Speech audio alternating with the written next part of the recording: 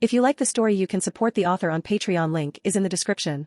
Additionally, if you would like to request novels and access my Google Drive where I have 200 plus audiobooks, then you can join my Patreon. Link is also provided in the description. Chapter 1, Prologue. Prologue, Reincarnation of the Demon Clan, Candidate for the Demon King. Inside a dark and damp cave, the young child squatting in the corner stared at the bonfire in front of him, which made crackling sounds from time to time, but his eyes were filled with a feeling of hopelessness. If you were to ask what it feels like to be reincarnated as a beast, the current little boy Ash was probably feeling the same way, right? And in this strange world, there was also a terrifying race. They had no kinship relationship between parents and children, and were generally like wild beasts after birth.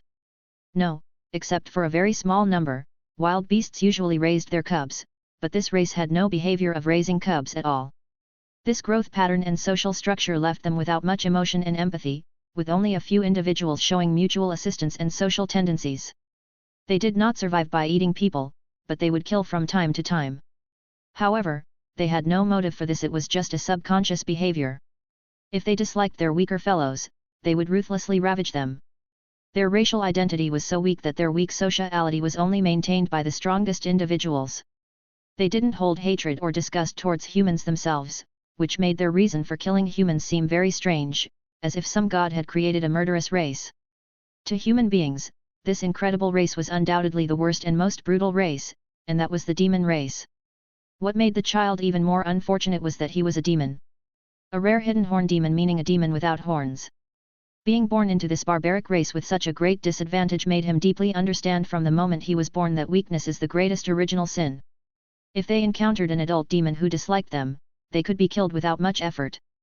Because of this, they needed to be self-reliant at only 3 years old. That's right, they. Ash, what are you thinking about? The pink-haired girl with 2 pairs of small horns on her forehead leaned against him, hugging her slender knees. She broke a twig in 2 and threw it into the fire. Noticing he was in a daze, she frowned. It should be your turn to cook today, right? Hurry up and get started. I'm not saying anything bad about you, Ash sighed, trying to better adapt to this world and not seem out of place.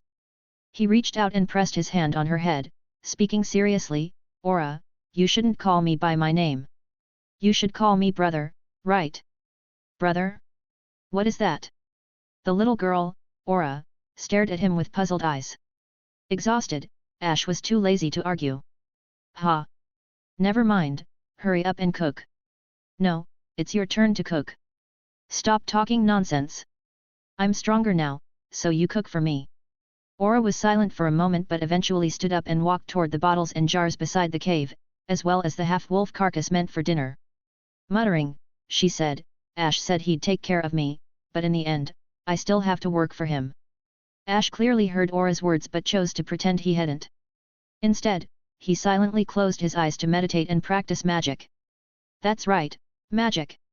Thanks to the inherited memories of the demon clan, he understood written language from birth, and even the methods of practicing magic in his own name were ingrained in him like instincts. It is precisely because of this that the demons, who can speak and walk even without parents at birth, do not die in droves, although the mortality rate in childhood is still extremely high. But magic still needs to be learned anyway. It is the pride of the demons and the foundation of their survival. It is part of their genetic instinct. This gave Ash a deep-rooted enthusiasm for it, and he would unconsciously study magic whenever he had free time.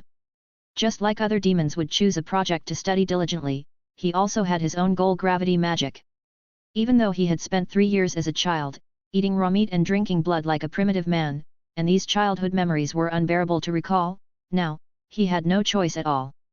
At least today, he had managed to obtain a small fire source from a nearby forest, where a fire had accidentally broken out, so for the time being, he didn't have to eat raw meat.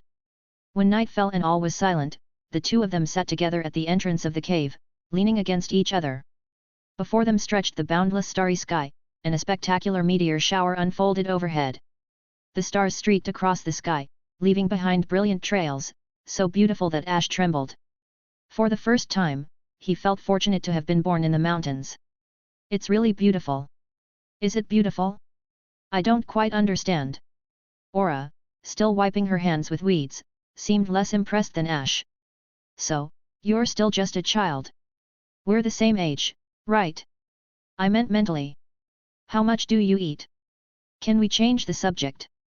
Ash sighed, not wanting to continue the conversation. But Aura looked at him seriously and said, "That's great, Ash.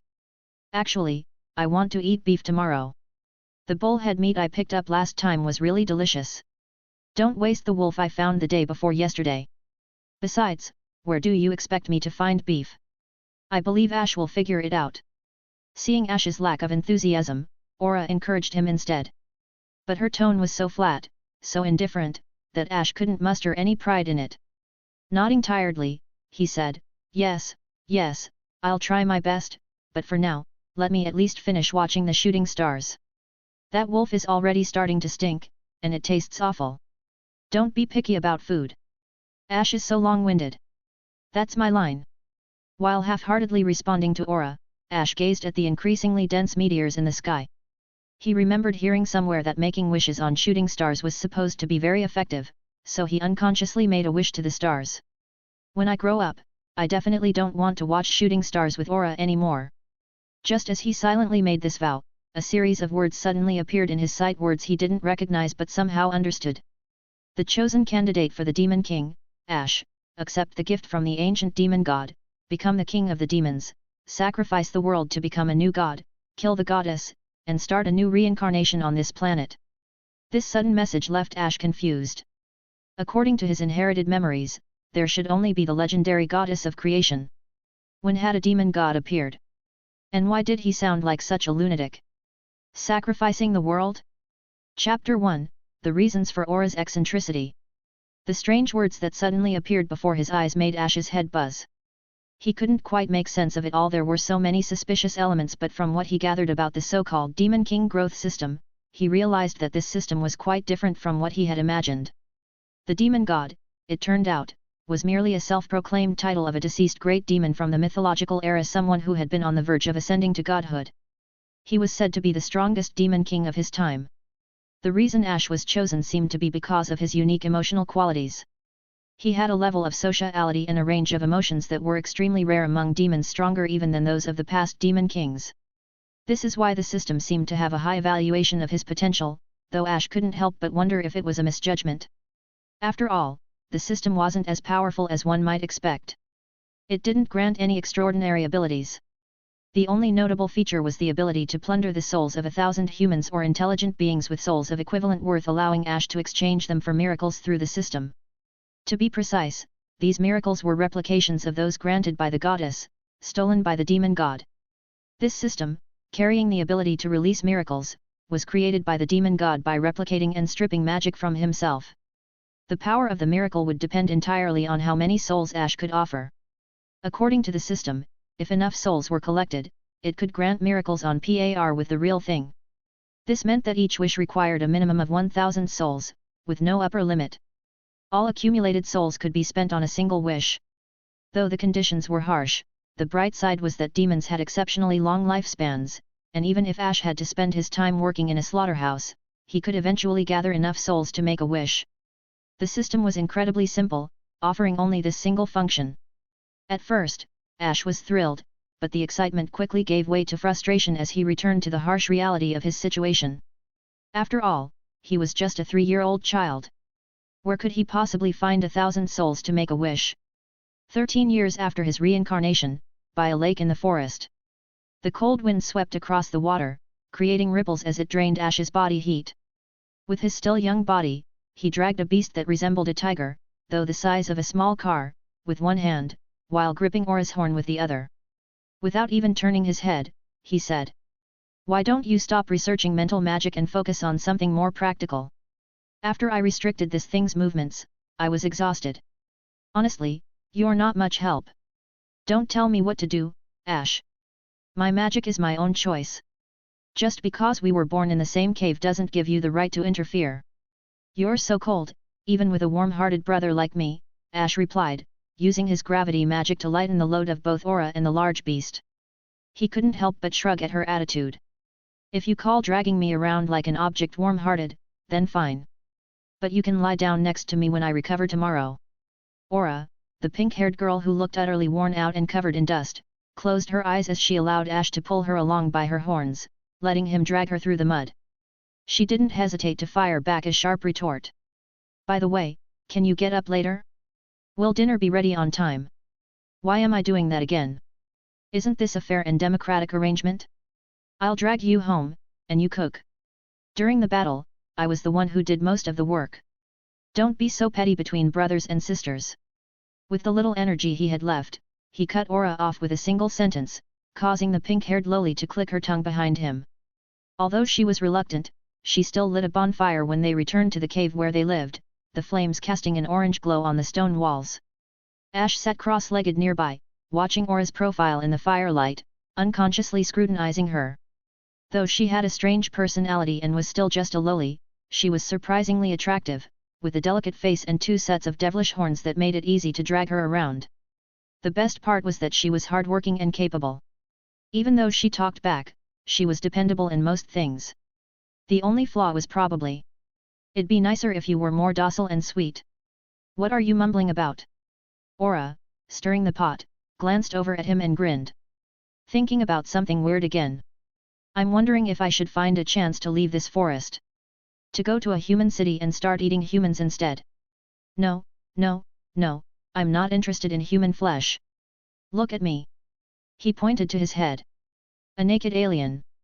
If we hadn't grown up together, I would have thought you were a stupid human pretending to be a demon. Even your demon aura is so weak.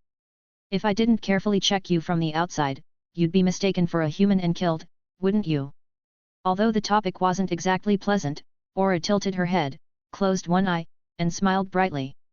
"Think about it, how would it feel to eat someone exactly like you? How would you feel if I asked you to eat someone like me?" "That's true. It's better to just kill someone like you." "Hello. Just kidding. After all, we've been together for so long.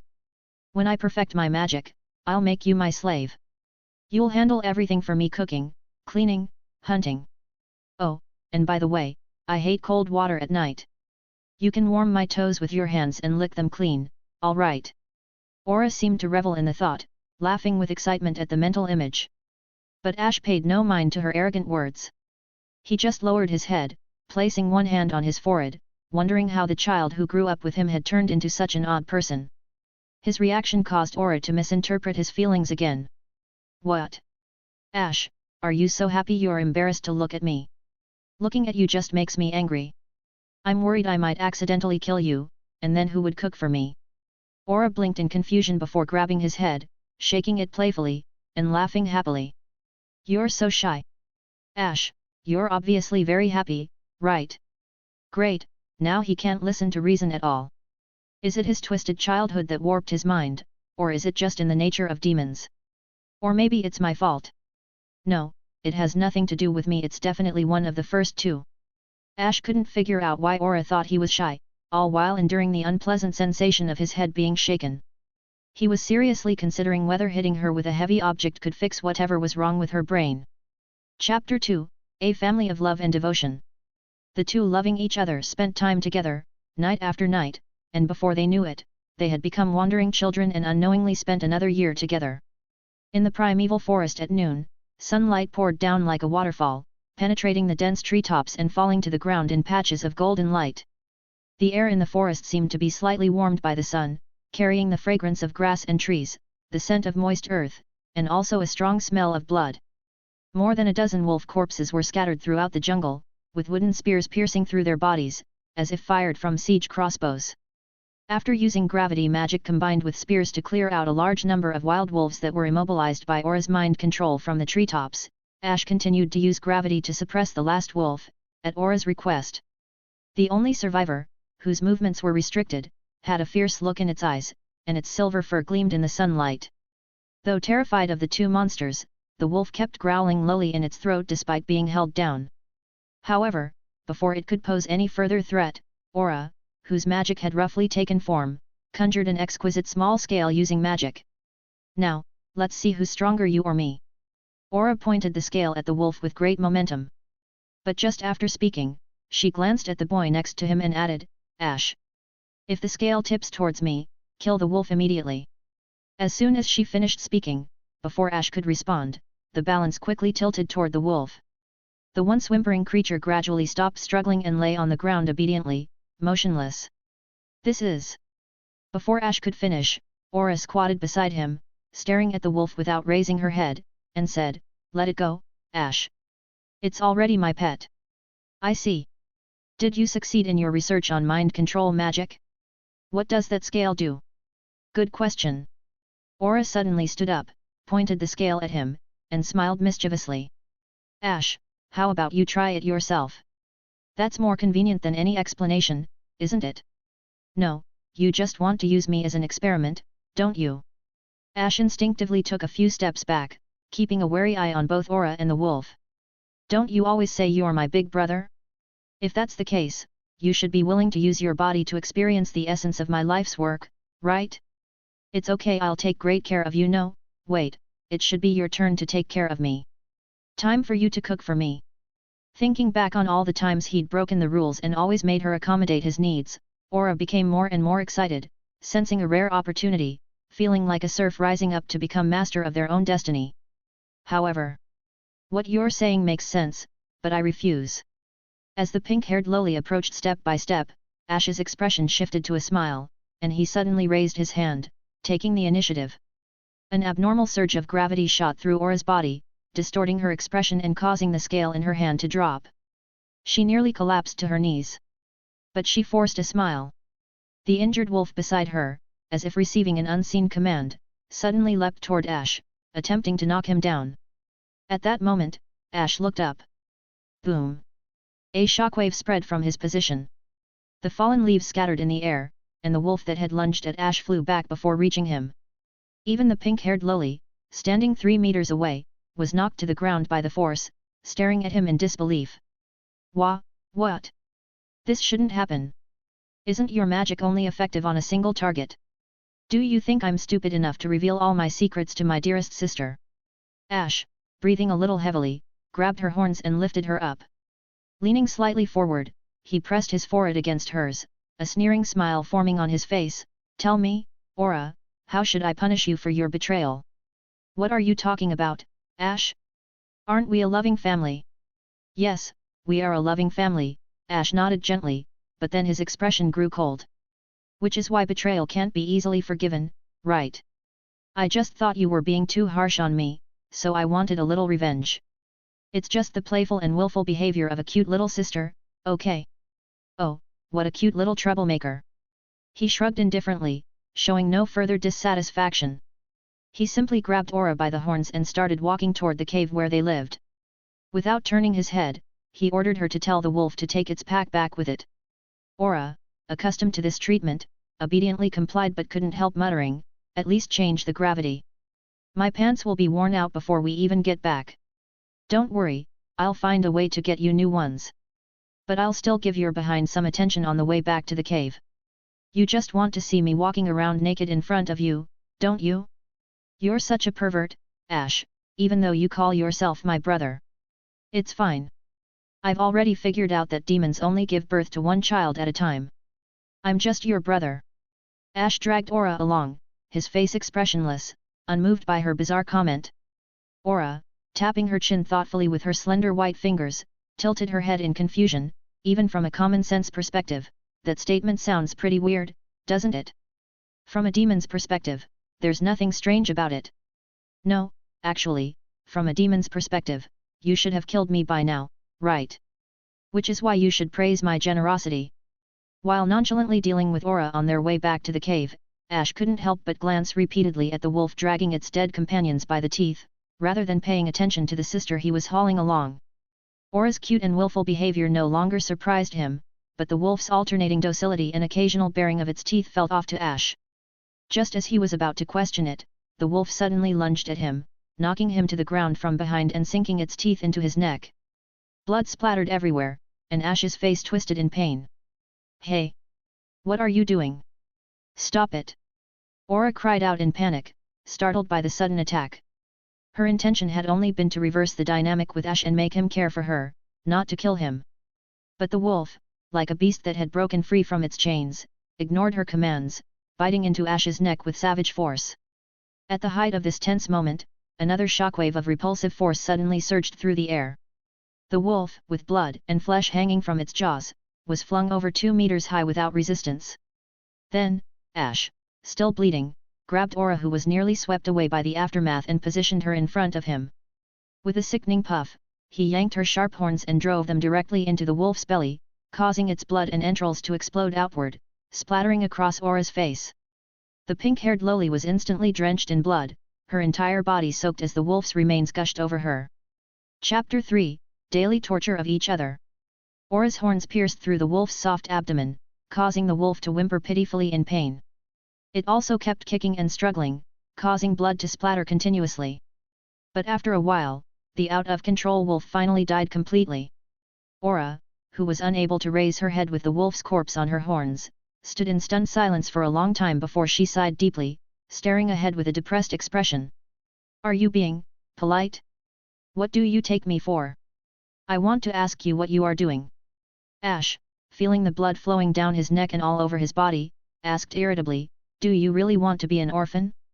If I were an ordinary human, I'd be dead right now, wouldn't I? You may not believe this, but it really wasn't me this time.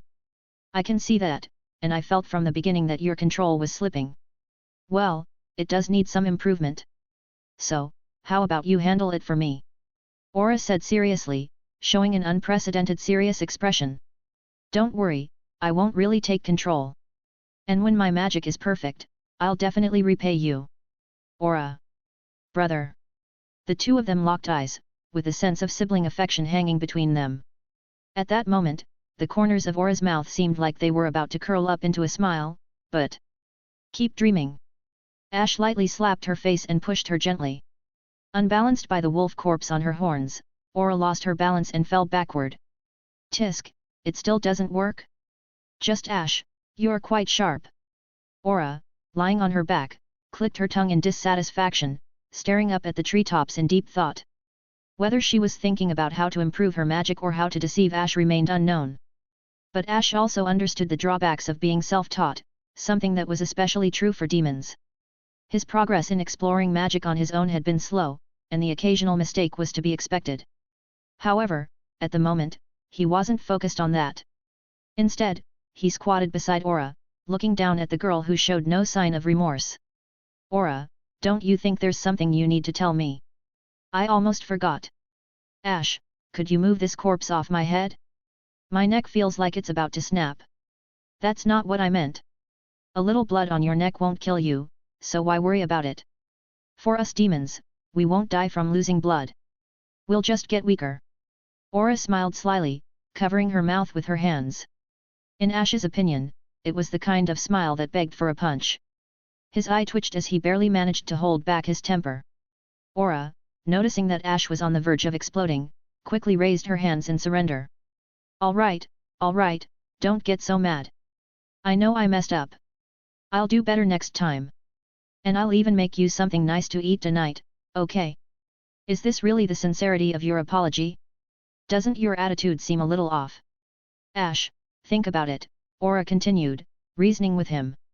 "When my magic is fully developed, we won't have to hunt for food anymore. You could just sit at home and wait for others to bring it to you. Doesn't that sound nice? Now, can you please help me get this thing off? My horns seem to be stuck in the bone, and I can't free myself."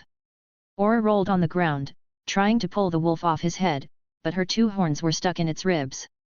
She was forced to sit up with the wolf's body still on her horns, looking at Ash with an awkward but polite smile. He glanced at the blood-covered figure in front of him, hesitated for a moment, and then looked at the wolf corpse beside him. "Actually, you could just leave it like this, it'll save me some energy." "Hey! Isn't this a bit weird? I was just kidding, but now..."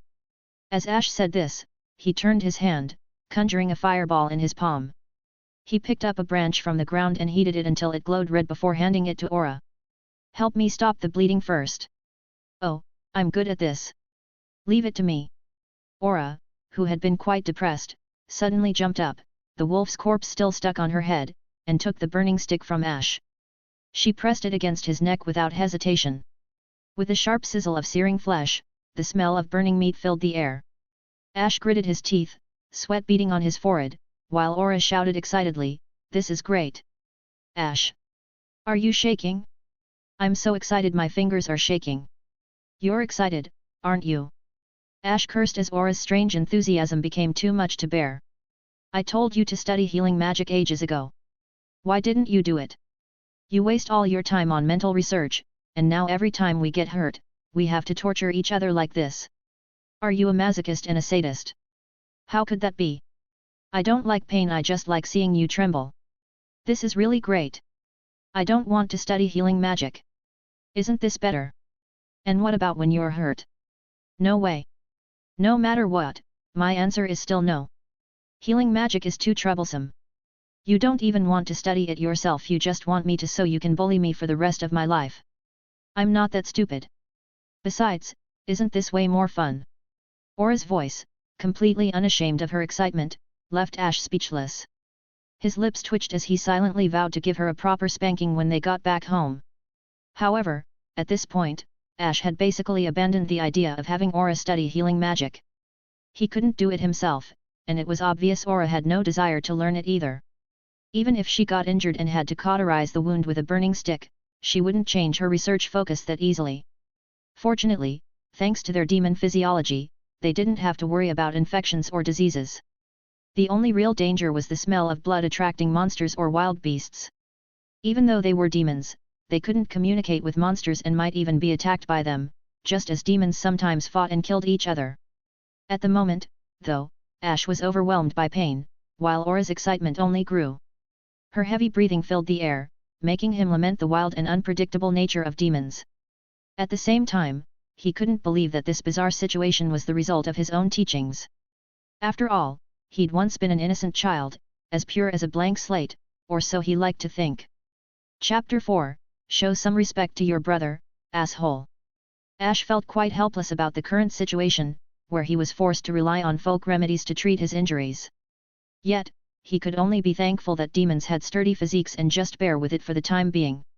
Fortunately, I've been enduring this since I was young, so maybe I'll get used to it. Although I'm used to this sort of thing, it's still pretty annoying. As Ash sat by the river, washing the blood off his body, he felt frustrated with his current circumstances, even though he had come to accept the reality. In front of him, Aura, with her back to him, soaked in the water to wash away the blood. She shook her long pink hair freely and sighed.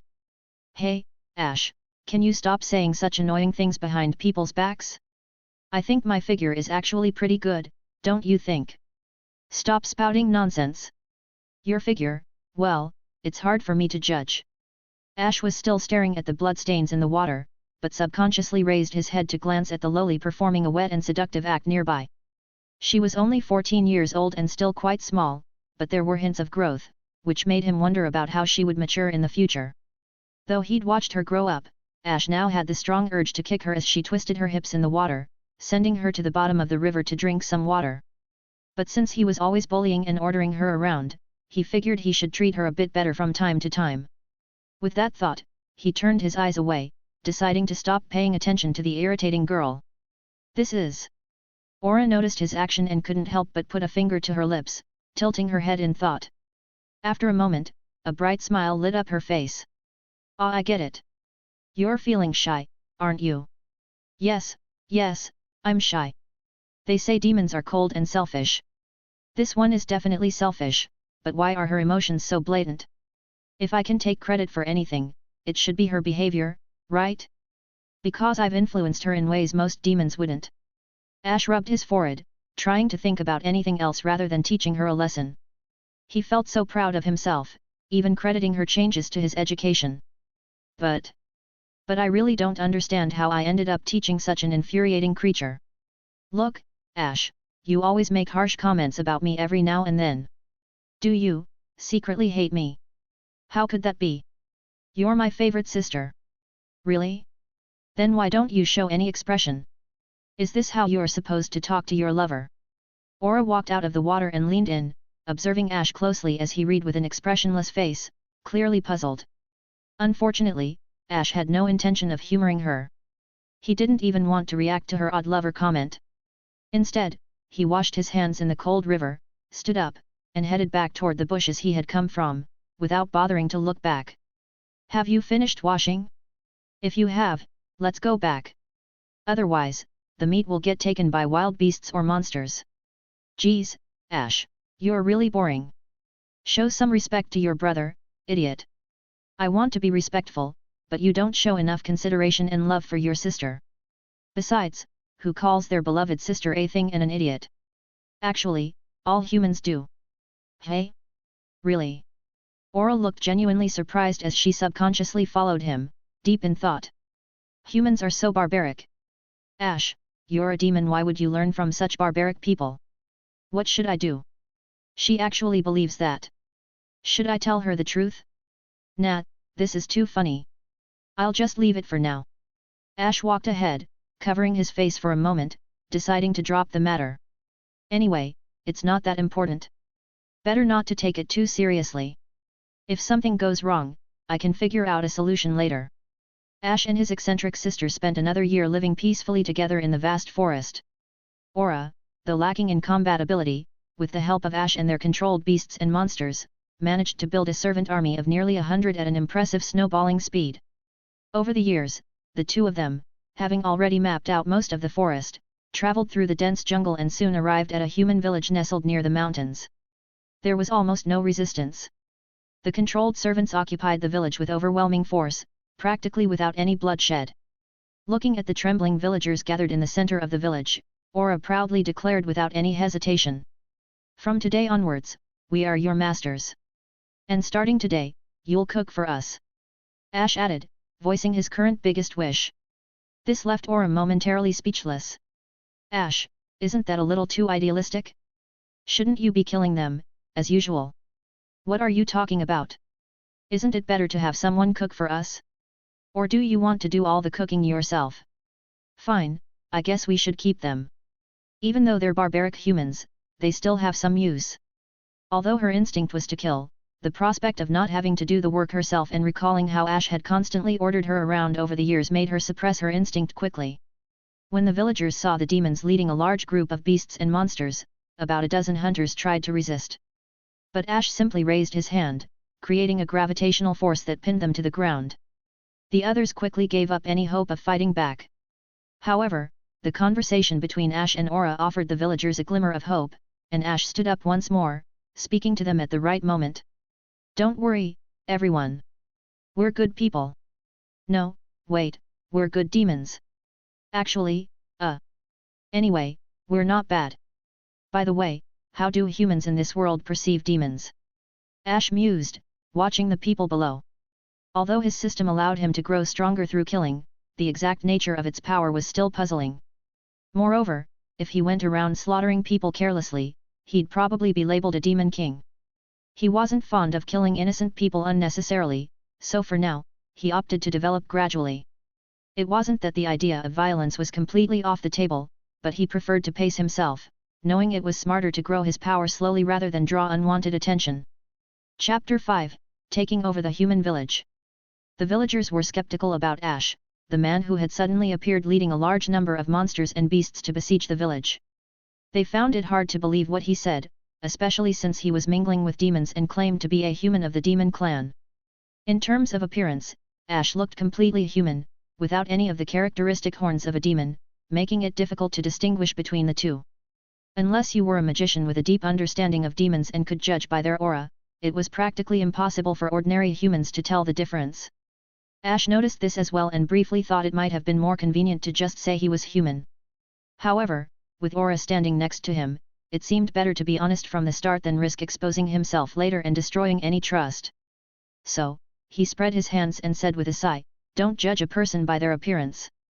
I am actually a demon.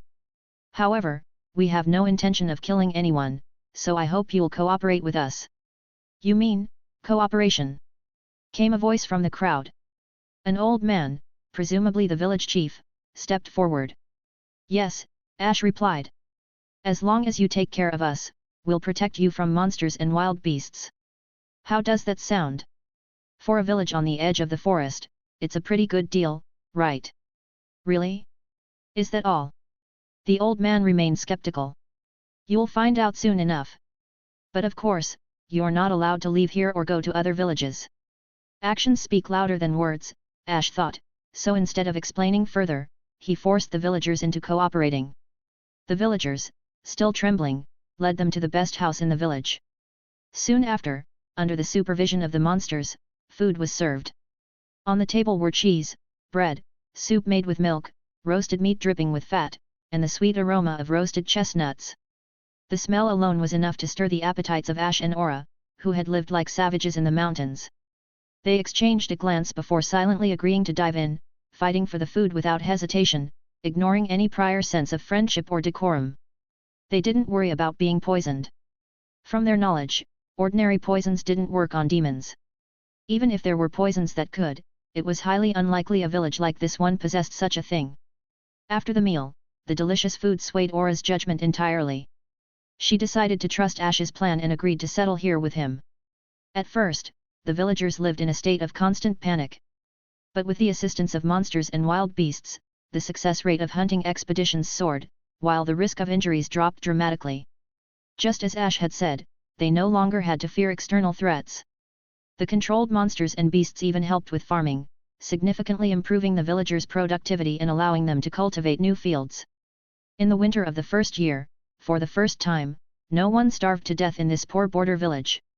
This quickly shifted the villagers' mentality, and by the third year, they had built stone statues of Ash and Aura, honoring them as patron saints.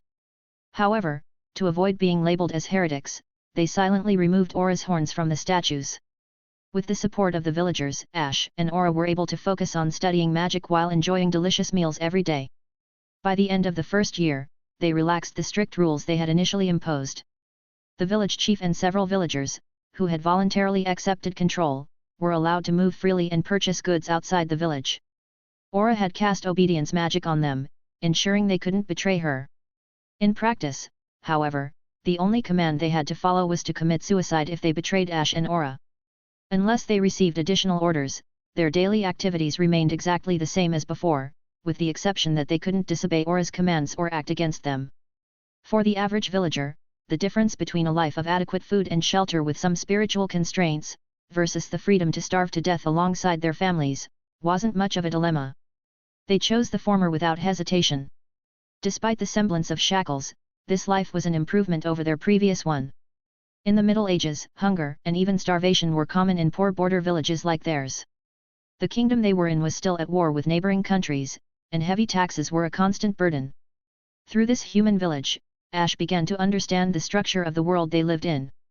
They were in the southern countries, far from the northern continent where the demon's stronghold was located. Because of this distance, demons here were few and far between, and the threat they posed was minimal. This, however, led to constant wars between the southern nations. Each country sought to conquer the other, but no one could succeed, resulting in frequent, bitter conflicts. It was due to this war that two orphans, fleeing the violence, had ended up in this remote village. It was these two war orphans who provided Ash with valuable information about the outside world. No matter which world humans live in, they always seem to like killing each other, don't they? Ash, musing during his spare time while practicing magic, lamented the state of the world.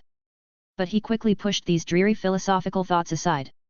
The setting sun cast a golden glow over the wheat fields surrounding the village. As the wind swept across the land, the wheat moved like waves in a golden ocean, rolling gently in the breeze. Everything around him was peaceful, remarkably so, considering they were in a border village in a war-torn land.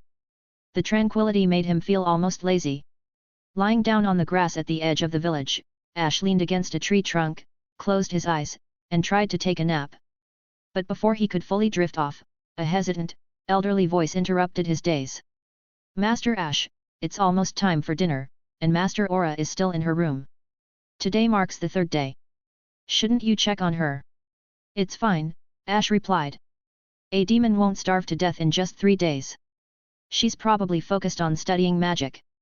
He turned to see the elderly village chief standing nearby, his face filled with hesitation, as if there was something he wanted to say but couldn't quite express. Ash found the concern humans had for demons oddly amusing. But it wasn't entirely surprising. After all, they had reached a mutual understanding with the village. For now, neither side could afford to part from the other. The villagers had come to rely on them, especially on Aura.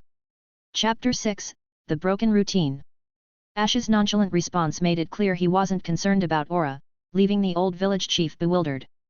The chief stood there, unsure of what to say. But Ash paid little attention to the chief's confusion. He stood up and walked toward the village, not even glancing back. Don't worry too much.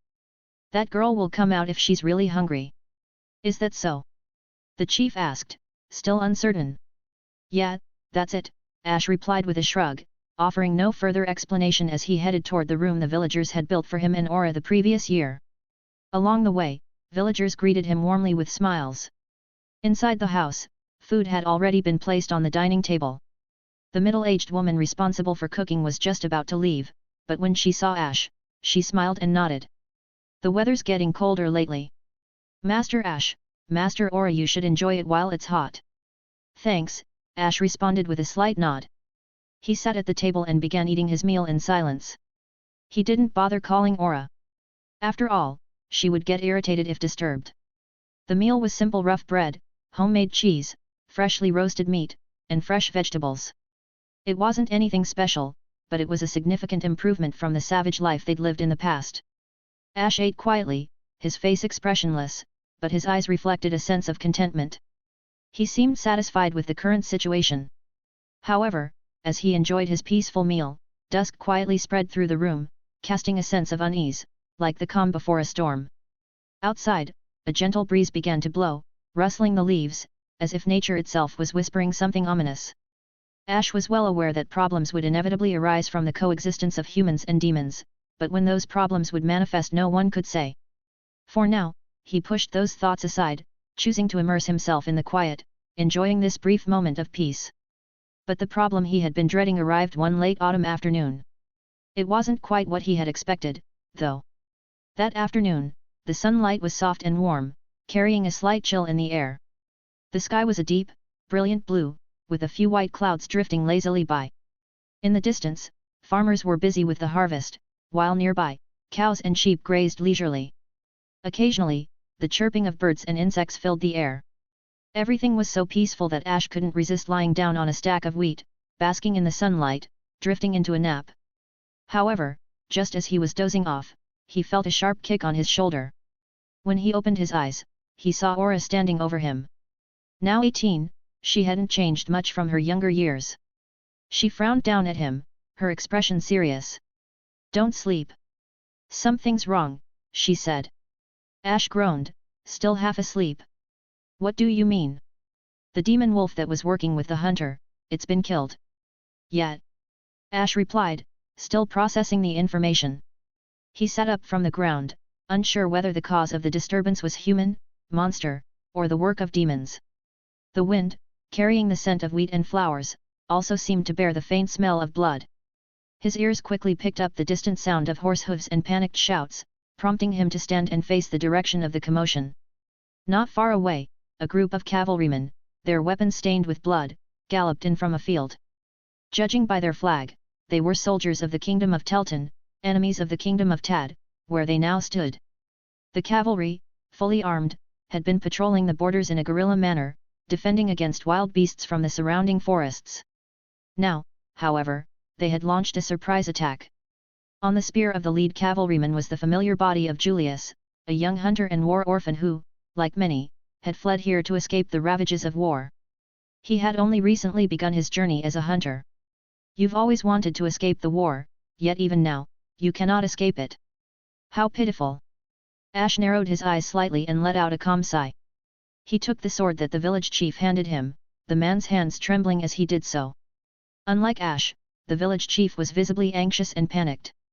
Master Ash, please, protect us. He pleaded desperately. I can only do my best, Ash replied quietly. In the brutal wars of the Middle Ages, there was essentially no bottom line. Of course, war in general rarely had one, but in this era, the lack of restraint was even more glaring. Victorious armies frequently indulged in r*p, looting, and massacres. Massacring border villages created terror, disrupted the enemy's economy, and weakened their will to fight, making it a common tactic. Soldiers often found a disturbing kind of satisfaction in such acts. None of this was particularly surprising, but the presence of demons and other foreign creatures in the village made the situation more dramatic and unexpected. Why are there demons in this village? And why so many monsters? muttered the officer leading the cavalry sweep, visibly displeased as he noticed the demons and wild beasts on the edge of the village, along with Aura standing right next to Ash. The magician beside him glanced at the magical presence of the man standing in the village. Sensing the faint magical energy, he smirked smugly. "Don't worry, Lord Maynard. That demon and the magician next to him seem inexperienced. The monsters are nothing special, just average creatures for this area. We'll overwhelm them easily with numbers. Are the demons keeping humans captive, or are humans keeping the demons captive?" The cavalry commander, known as Maynard, murmured absently. He didn't dwell on the matter for long. Swinging his sword down in a decisive gesture, he shouted, "Kill them all! Devour them!" Aura commanded coldly. Having experienced many battles in the forest, Aura showed no fear. Her voice was steady as she ordered her puppets into action. The cavalry's iron hooves trampled the fields, kicking up a cloud of dust as they charged. In response to Aura's command, the beasts near the village surged forward in a massive wave, rushing to meet the cavalry head-on. Chapter 7, The First Bloody Battle. As the cavalry and beasts charged toward each other, chaos erupted among the villagers. Some scrambled to find weapons in a desperate attempt to help, while others fled in a panic. Aura, however, paid them no mind. Whether they won or lost, they wouldn't be able to stay here any longer. She simply watched the puppets lunging forward and frowned. "Hey, Ash, why am I fighting humans to protect them? Normally, I'd just run away, right? Don't bother me, Aura. I'm thinking about that too." Ash had only wanted to live a peaceful life, yet here he was, caught up in a human war. The absurdity of the situation left him helpless, forcing him to hold his forehead and sigh. Life was full of unwanted surprises. Even though Aura had a point, he couldn't just walk away. After all, they had lived here for several years. As they spoke, the village filled with the sounds of battle wails, screams, and war cries echoed in the air, mingling with the ever-present smell of blood. It was like a scene from a battlefield. Ash raised one hand silently, and in that instant, the air seemed to freeze. The blood that had been spraying through the air abruptly changed direction and fell in straight lines. The knights, who had been dominating the fight against the beasts with their sturdy, enchanted armor, suddenly found their horses collapsing beneath them in clouds of dust, unable to support the weight. Though the change in gravity's range was subtle, it had a surprising effect on the horses carrying heavily armored riders during their charge. The unarmored villagers seized the moment. With heavy steps, they rushed forward, wielding simple weapons, thrusting them into the gaps in the knights' armor. The smaller beasts, also affected, attacked the knights' helmets. In an instant, the air was filled with human screams. Compared to his men, however, Maynard, the captain of the elite cavalry who had infiltrated enemy territory, reacted swiftly. As his horse collapsed, he rolled and stabilized himself in a half-kneeling stance. "Ah! Ah!" Trembling, a villager charged at him with a hoe raised high. Maynard merely raised his hand and severed the hoe with a swift strike, then swung his sword backhandedly, effortlessly cutting the villager in half. "He's really strong, but we still need to deal with him." Despite witnessing the death of an acquaintance, Ash remained unmoved. He simply grabbed the best sword available in the village and quickly advanced. Maynard noticed and took up a fighting stance, ready for close combat. He had donned armor even while on horseback to protect himself from potential arrows. The mage, now pinned by the pressure of Ash's magic, struggled to remove his helmet and undo his gauntlets. At that moment, Ash suddenly stopped, twisting his waist slightly to gather strength. He then cancelled the magic and threw the sword. Propelled by a repulsive force, the sword flew faster than expected. Maynard instinctively raised his hand to block it but froze in place. The sword whirred as it spun past Maynard with a sharp whoosh, burying itself directly into the forehead of the military mage who had just removed his helmet. Blood spattered, and the mage looked up in blank confusion, not even comprehending how he had died, before collapsing with his head tilted back. Maynard turned around, dumbfounded, as his mask was instantly stained with his companion's blood. His face twisted in fury, veins bulging. "You bastard!" Ash, still calm, responded, "You're fighting me in armor, heavy armor that's extra thick. Which means I have the advantage this time." He pressed his hand forward, concentrating his magic to intensify the gravity around Maynard. Maynard's feet sank into the ground, and his body bent under the increasing pressure. He struggled to stay upright, forced to plant his sword into the earth to support himself and prevent a complete collapse. Ash, satisfied, nodded and reached for a thin, sharp armor-piercing cone from his waist. In this world, many soldiers wear heavy armor, so this tool is unexpectedly useful. I haven't had a chance to use it before, but today, it's exactly what I need. Don't worry. I'll end your life quickly. He gestured toward Maynard's exposed neck, preparing to strike. Ash was well practiced in the routine, using magic to suppress his opponent and then finishing them off with a decisive blow. But just as he was about to thrust the cone into Maynard's neck, his hand suddenly felt empty. The armor-piercing cone had been snatched away in an instant, and before Ash could even register what had happened, the cone was already driven into his own neck. The speed was beyond his comprehension, leaving him no time to react. Aura, watching from a distance, gasped in disbelief. Impossible. This man's not normal. Wearing heavy armor, and under intense gravity, how can he move so fast? It was at that moment Ash, inexperienced in direct combat with skilled opponents, realized he'd been completely outmaneuvered. As a magician, Ash should have kept his distance. But unlike other demons, his battle experience was lacking. He often relied on tricks or weapons to win, much like how he'd managed to kill the military wizard earlier. Now, though, his throat was pierced, and he couldn't utter a sound. Blood bubbled from his mouth as he collapsed to the ground, the noise of his struggling breath like the hiss of broken machinery. Ash's eyes widened as he stared at Maynard, who casually retrieved his sword from the dirt. Through the helmet's slit, Maynard grinned maliciously and raised his sword high. You thought you could trap me with such simple magic? You're too young and inexperienced to face me. The scene was unmistakably one of Ash's defeat, and even though he tried to rise, his body refused to obey. As a demon, he was still a child. He hadn't grown fully, nor had he developed enough to face such overwhelming danger. This was his first true brush with death, and it filled him with despair. But just as Maynard's sword began its downward arc to finish Ash off, a massive demon bull charged out of nowhere, crashing into Maynard with a thunderous bang. Caught completely off guard, Maynard was sent flying through the air, slamming into a nearby house with a forceful crash. Gugaya! A low-level beast dares attack me. Maynard should have been able to counter the bull's charge, but the combined effects of his heavy armor and the gravity magic had left him vulnerable. Enraged, he struggled to his feet, ready to confront the charging beast once more. His hands outstretched, he prepared to seize the enormous creature, now barreling toward him again. At that exact moment, the magic binding Maynard suddenly vanished. He wasn't prepared for the sudden change in gravity, and the demon bull slammed into him again, this time knocking him straight into a stone wall. The impact created a massive hole, and Maynard's body disappeared into the debris, his fate unknown. Meanwhile, the battlefield now free of Ash's gravity magic became even more chaotic. The injured cavalryman, sensing an opportunity, fought desperately against the beasts and villagers who had risen up in rebellion. The air was filled with the sound of clashing weapons, feral growls, and desperate shouts. However, the violence didn't last long. Slowly, the battlefield began to quiet, and the village returned to a tense, eerie calm. Chapter 8, Leaving after a pitiful victory. Beneath a sky painted blood-red by the setting sun, the battlefield was strewn with bodies. Despite Ash's earlier use of gravity magic, the beasts had been slaughtered the moment the magic vanished, and the young, strong villagers lay scattered across the ground.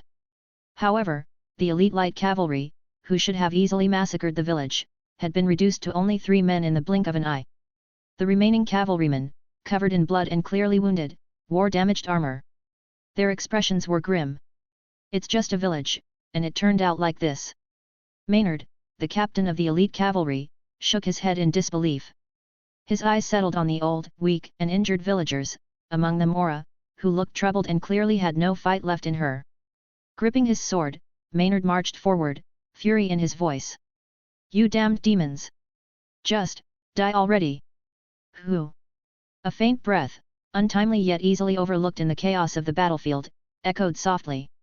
Ash, whose neck had been pierced by an armor-piercing spike and should have been dead, stood up again, silently and without fanfare. The sun's fading light cast a long shadow behind him as he approached Maynard from behind, like a phantom waiting for the right moment. With a quick motion, Ash pulled the spike from his own neck, blood splattering in its wake. Without hesitation, and before Maynard could sense the danger, Ash drove the spike into the gap in the captain's armor at the neck. Gah! Maynard's eyes widened in shock as fear and despair finally washed over him. He couldn't even turn to face his killer. Blood gushed from his neck, and his strength left him, causing him to collapse to the ground. From behind him came a chilling whisper, as though it had risen from the depths of hell. You still don't understand demons, or me. This level of injury won't kill me. Maynard! Gasped one of the remaining soldiers. Captain! The other cried out in disbelief.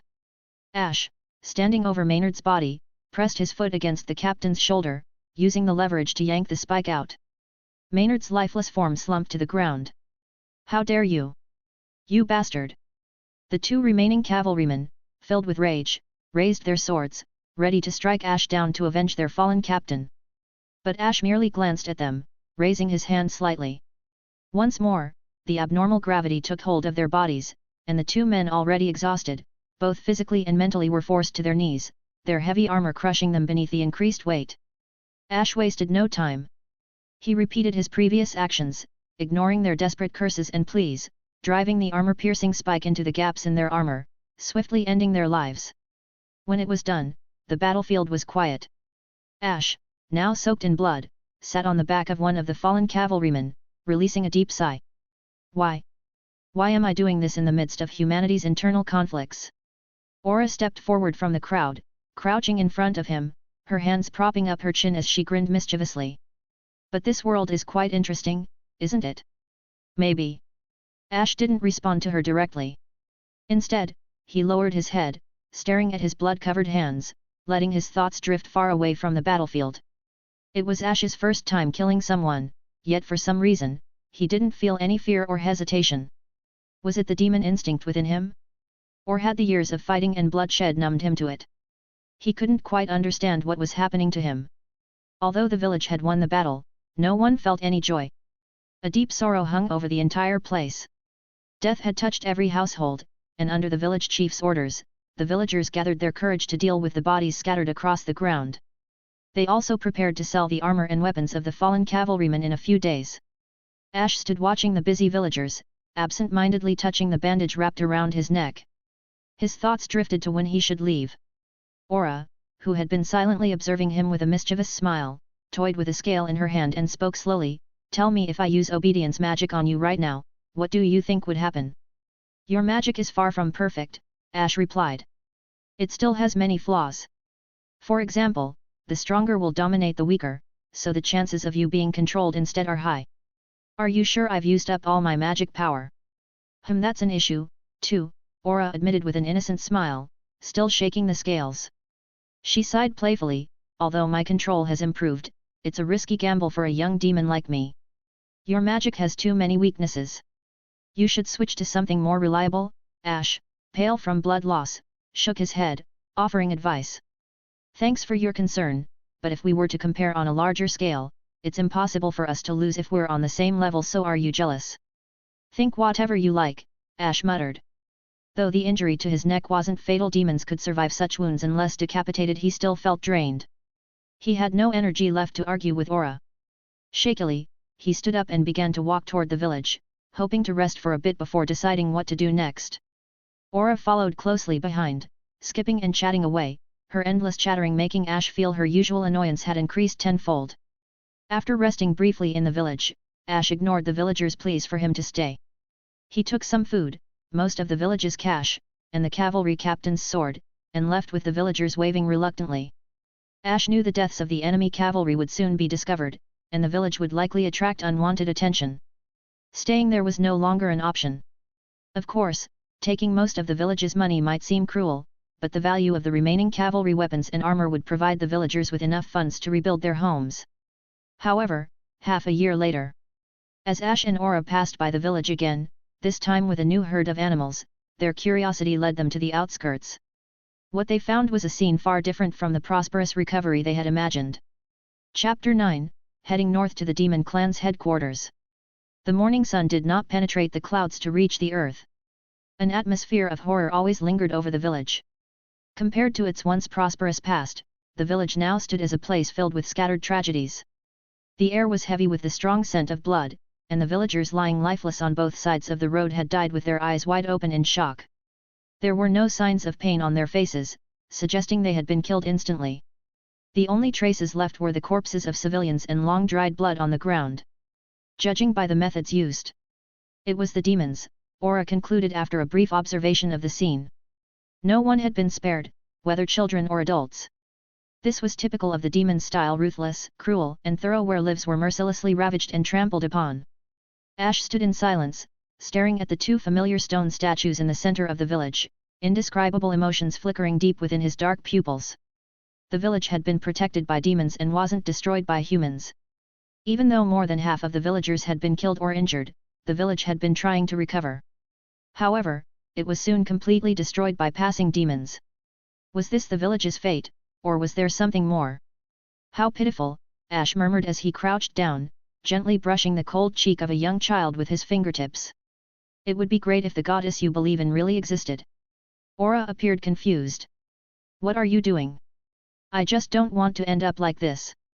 I can only continue to work hard on my power. We need to think of some way. A way. The biggest difference between demons and humans in magic is the matter of inheritance. We don't have a teacher, so we have to figure everything out on our own, which is why we're still third-rate. Wouldn't it be better to find a teacher? Ash slowly stood up and turned toward the girl who always followed him. But Aura's response was to burst into laughter, almost falling backward. Just find a teacher? Ha ha. Ha ha ha. Ash, you're so funny. We're demons. How could anyone possibly teach us? Are you serious? Of course, the demons won't teach us. So, we'll have to change our target. He ignored Aura's laughter and walked ahead without looking back. But for now, let's leave this place.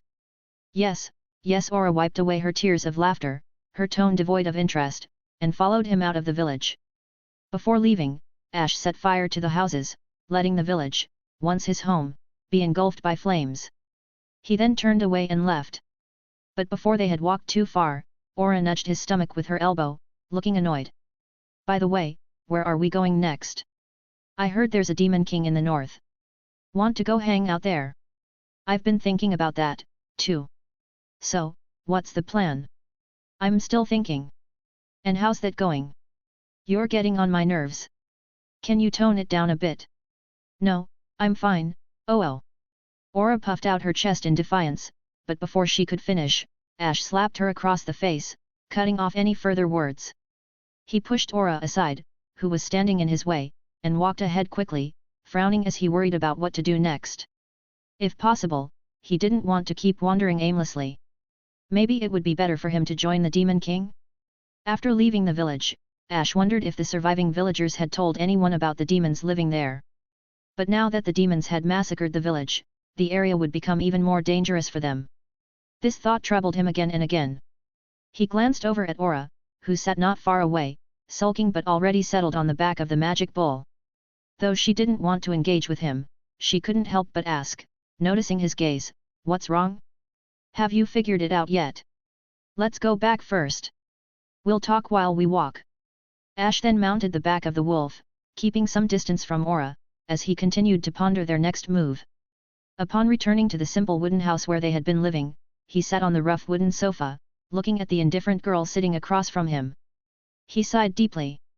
After thinking it over, we really need to leave here. If we stay any longer, we might get surrounded and attacked. You better protect me well. It'd be a pain if I were to get in danger. That's exactly what I wanted to say. But is this really the right time for this discussion? He sighed again, shaking his head. Our bond is strong enough, typical for siblings, I suppose. More importantly, where should we go after we leave? The north. That's where the demon clan's base is. So, it's the north after all? Well, I don't mind. Since Ash had already made his decision, Aura didn't bother overthinking it. She simply stood up and began packing her things. Demons weren't known for procrastination when it came to survival. In fact, they could be even more diligent than others. Aura's behavior in this regard was no exception.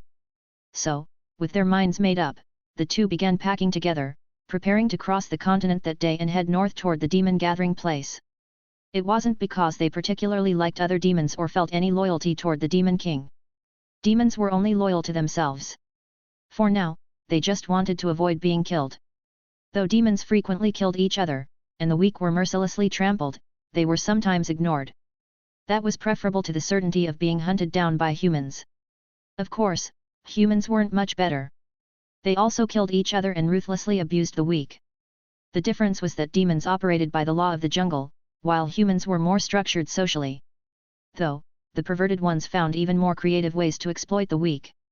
Maybe both demons and humans thought the other was abnormal, but at least neither Ash nor Aura had the energy to dwell on philosophical or sociological questions like that. Chapter 10, Parting Ways and Accidentally Joining the Army. Thanks to Ash's hornless nature, their journey north was unexpectedly smooth. The animals moved alone through the jungle. Ash sat up front, driving the carriage, while Aura hid inside, posing as a young lady. She was dressed like a Middle Eastern woman, her head wrapped tightly in cloth. "Ah, this is so boring. Ash, tell me a joke," Aura's complaint came from the carriage. Without missing a beat, Ash retorted, "Don't bother me. I'm reading a book." "A new book? What's so interesting about human history? You're so weird." "I'd rather not end up like you, uneducated and clueless," he replied, occasionally flicking the horse's reins while keeping his eyes fixed on a book he'd recently bought in town, A History of the World. While Aura occasionally chatted with him, Ash had also discovered something noteworthy in the yellowed, nearly weathered book that had been given to him as a freebie. 500 years ago, humans could all learn magic. The great magician Flam had an even stronger master, someone considered the magician closest to the goddess. The great magician Saria. As he carefully flipped through the damaged pages, it felt as though he had uncovered a long-forgotten, extraordinary figure. He sighed softly. "It would be great if I could learn from someone like that." Flam's magic from 500 years ago was far beyond this era. Saria must have been even stronger, right? "Do you really think they'd teach demons?" Aura poked her head out from the carriage, resting her chin on his shoulder as she mercilessly doused his musings with cold reality. "I was just daydreaming. It's been 500 years, no one knows if Saria is even alive. And, by the way, your horn is pressing into my temple. It hurts. Maybe don't get so close next time." For now, Ash could only feel regret over the legendary magician, whose existence was summed up in just one sentence. If only he had someone to teach him. If he were the strongest magician in the world, maybe he wouldn't have had to hide in the mountains all this time. Perhaps the village's tragedy could have been avoided. These were the thoughts that would occasionally weigh on his mind after reading the book. But it was just a sigh of regret. Traveling through time was nothing more than a pipe dream. For a while, the two traveled at a leisurely pace, thinking together about where they might find a quiet place to continue their magic research. Early one morning, as the sun barely rose above the horizon, the air was cold and slightly damp. On a seemingly endless, desolate road with no sign of human habitation, their solitary carriage moved slowly. As they neared the border, they saw a group of heavily armed soldiers guarding the crossing not far ahead. "Because it's wartime, we're not allowed to leave the country freely," Ash muttered, troubled. Aura's voice piped up from behind, "Why don't we just kill them? Don't be rash unless it's absolutely necessary. What if there are more troops nearby?" Fine, I'll do what you say," Aura grumbled but quickly dropped the idea. Ash climbed off the carriage, approaching the soldiers who surrounded them. He reached into his pocket, intending to bribe them to let them pass, but things didn't go as expected. Instead of taking the money and sending him on his way, as was usually the case, the soldiers wanted to conscript him, allowing the much younger Aura to leave. The situation could only be described in one word: conscription. During times of war, it was normal to drag people into labor or conscript them as soldiers. This made Ash understand why there was no one else on the road, because the local residents knew that soldiers were blocking the way and drafting men. "What should I do? Should I get rid of them?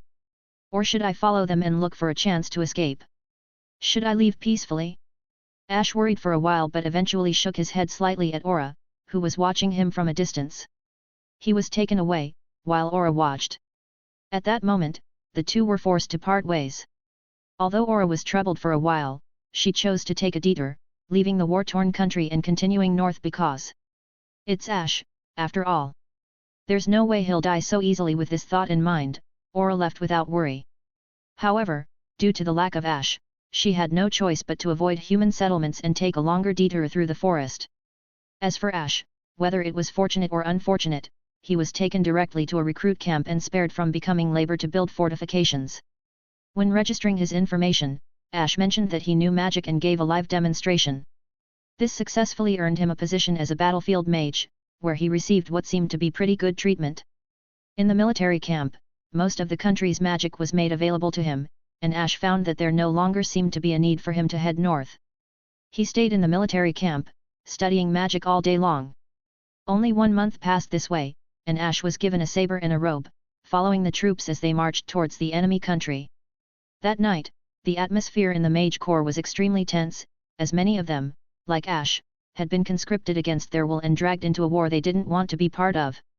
As mages, Ash and his 3 new companions received some special treatment. Even during the march, they didn't have to walk like the rest but were allowed to stay together in a carriage. Of course, this was more to save their energy so they could play a greater role on the battlefield, but I'm going to die, I'm going to die, I'm going to die, I'm going to die, I'm going to die. The young female mage sitting opposite Ash was curled up in the corner, her hands wrapped around her knees, her face full of despair as she repeated the same words over and over. Upon closer inspection, her body was trembling constantly. Next to Ash, the middle-aged woman sat absent-mindedly stroking a letter with her thumb. Ash knew her well enough to know that the letter was from her daughter. There was nothing strange about this. Most people on the battlefield clung to thoughts of their family or loved ones to help them survive this hell. It seemed that even in this world, it was no different. Sitting diagonally across from Ash, an old man with a long beard held a wooden statue of a goddess, praying quietly. However, Ash knew that this man wasn't actually a devout believer of the goddess of creation, he had never been religious. He was only praying now because he had no other option. Whether cramming in faith at the last minute would have any effect, the answer would soon be found on the battlefield. Chapter 11, The Real War. Compared to his teammates, Ash seemed the calmest. Though the war and hatred here didn't belong to him, he was merely a passerby. But now, no matter how reluctant he was, he had been pulled into this war. In the past, he had experienced small skirmishes in forests and villages, places where the strong preyed on the weak. That experience left him better prepared than the others around him, who had also been caught up in this conflict. Perhaps it was because of his calmness that he had been made the captain of the 4-person team in the carriage. Ha! Or maybe I should find a way to get out of this damn place. He muttered quietly, hiding the rest of his thoughts as he slightly lifted the curtain of the carriage. Outside, vast snow-covered plains stretched endlessly before his eyes. Distant forests dotted the horizon like emeralds against the white blanket of snow, contrasting with the softly glowing sky. During the boring march, time seemed to pass slowly, but the beautiful scenery outside the window still managed to capture Ash's attention. The air was crisp and filled with the fresh scent of ice and snow, though the rhythmic pounding of horses' hooves through the snow broke the tranquility of the scene. After some time, a small town emerged at the edge of the snowfield, its streets quiet and desolate. As the army approached, old houses and recruitment notices lined the streets, filling Ash's view and quickly making him lose interest. It's daytime now. We should reach the front line soon after dinner, he muttered to himself, closing his eyes. In the southern countries, snow was uncommon, but this place sat on a plateau, covered in ice and snow year-round. The 2 nations were fighting for control of this snowy region. Not far from the town, the scene shifted dramatically. In sharp contrast to the previous beauty, the armies lined up on both sides of the battlefield, prepared for conflict. However, the front line of the opposing army appeared disorganized, though the reason became obvious soon enough. A group of children, no older than 10 on average, stood at the front, boys and girls alike. Their eyes were lifeless, and they held long swords in their hands. Clearly, they were being used as cannon fodder and spiritual meat shields. Don't their parents object to this? Aren't they afraid of causing riots? Or are they all orphans? Ash muttered to himself. The middle-aged woman in his team, who had been sitting across from him earlier, had a complicated expression when she heard his words. They don't have parents. These are war orphans. Really? So, we're the lucky ones. Almost. We still have some strength left, but who knows what will happen. Captain, if I die, could you take care of my child? I don't want my child to. Hold on, we've only known each other for a month, and you're already saying this. But right now, Captain, you seem the calmest, so. Am I the only one who can ask for your help? Ash nodded silently but sighed. Even if I survive this war, I won't stay here, so I can't accept your request. You're really going too far. At least you could have agreed, if only to comfort me. I don't like lying. You'll have to find a way to survive on your own. After that, he paid no more attention to the middle-aged woman, whose face had fallen with sadness. Instead, he focused on preparing for the impending battle, holding his breath as he readied himself. Soon after, the sound of war drums echoed across the wilderness, and the army began to move in an orderly formation, launching volleys of arrows at the enemy's cannon fodder.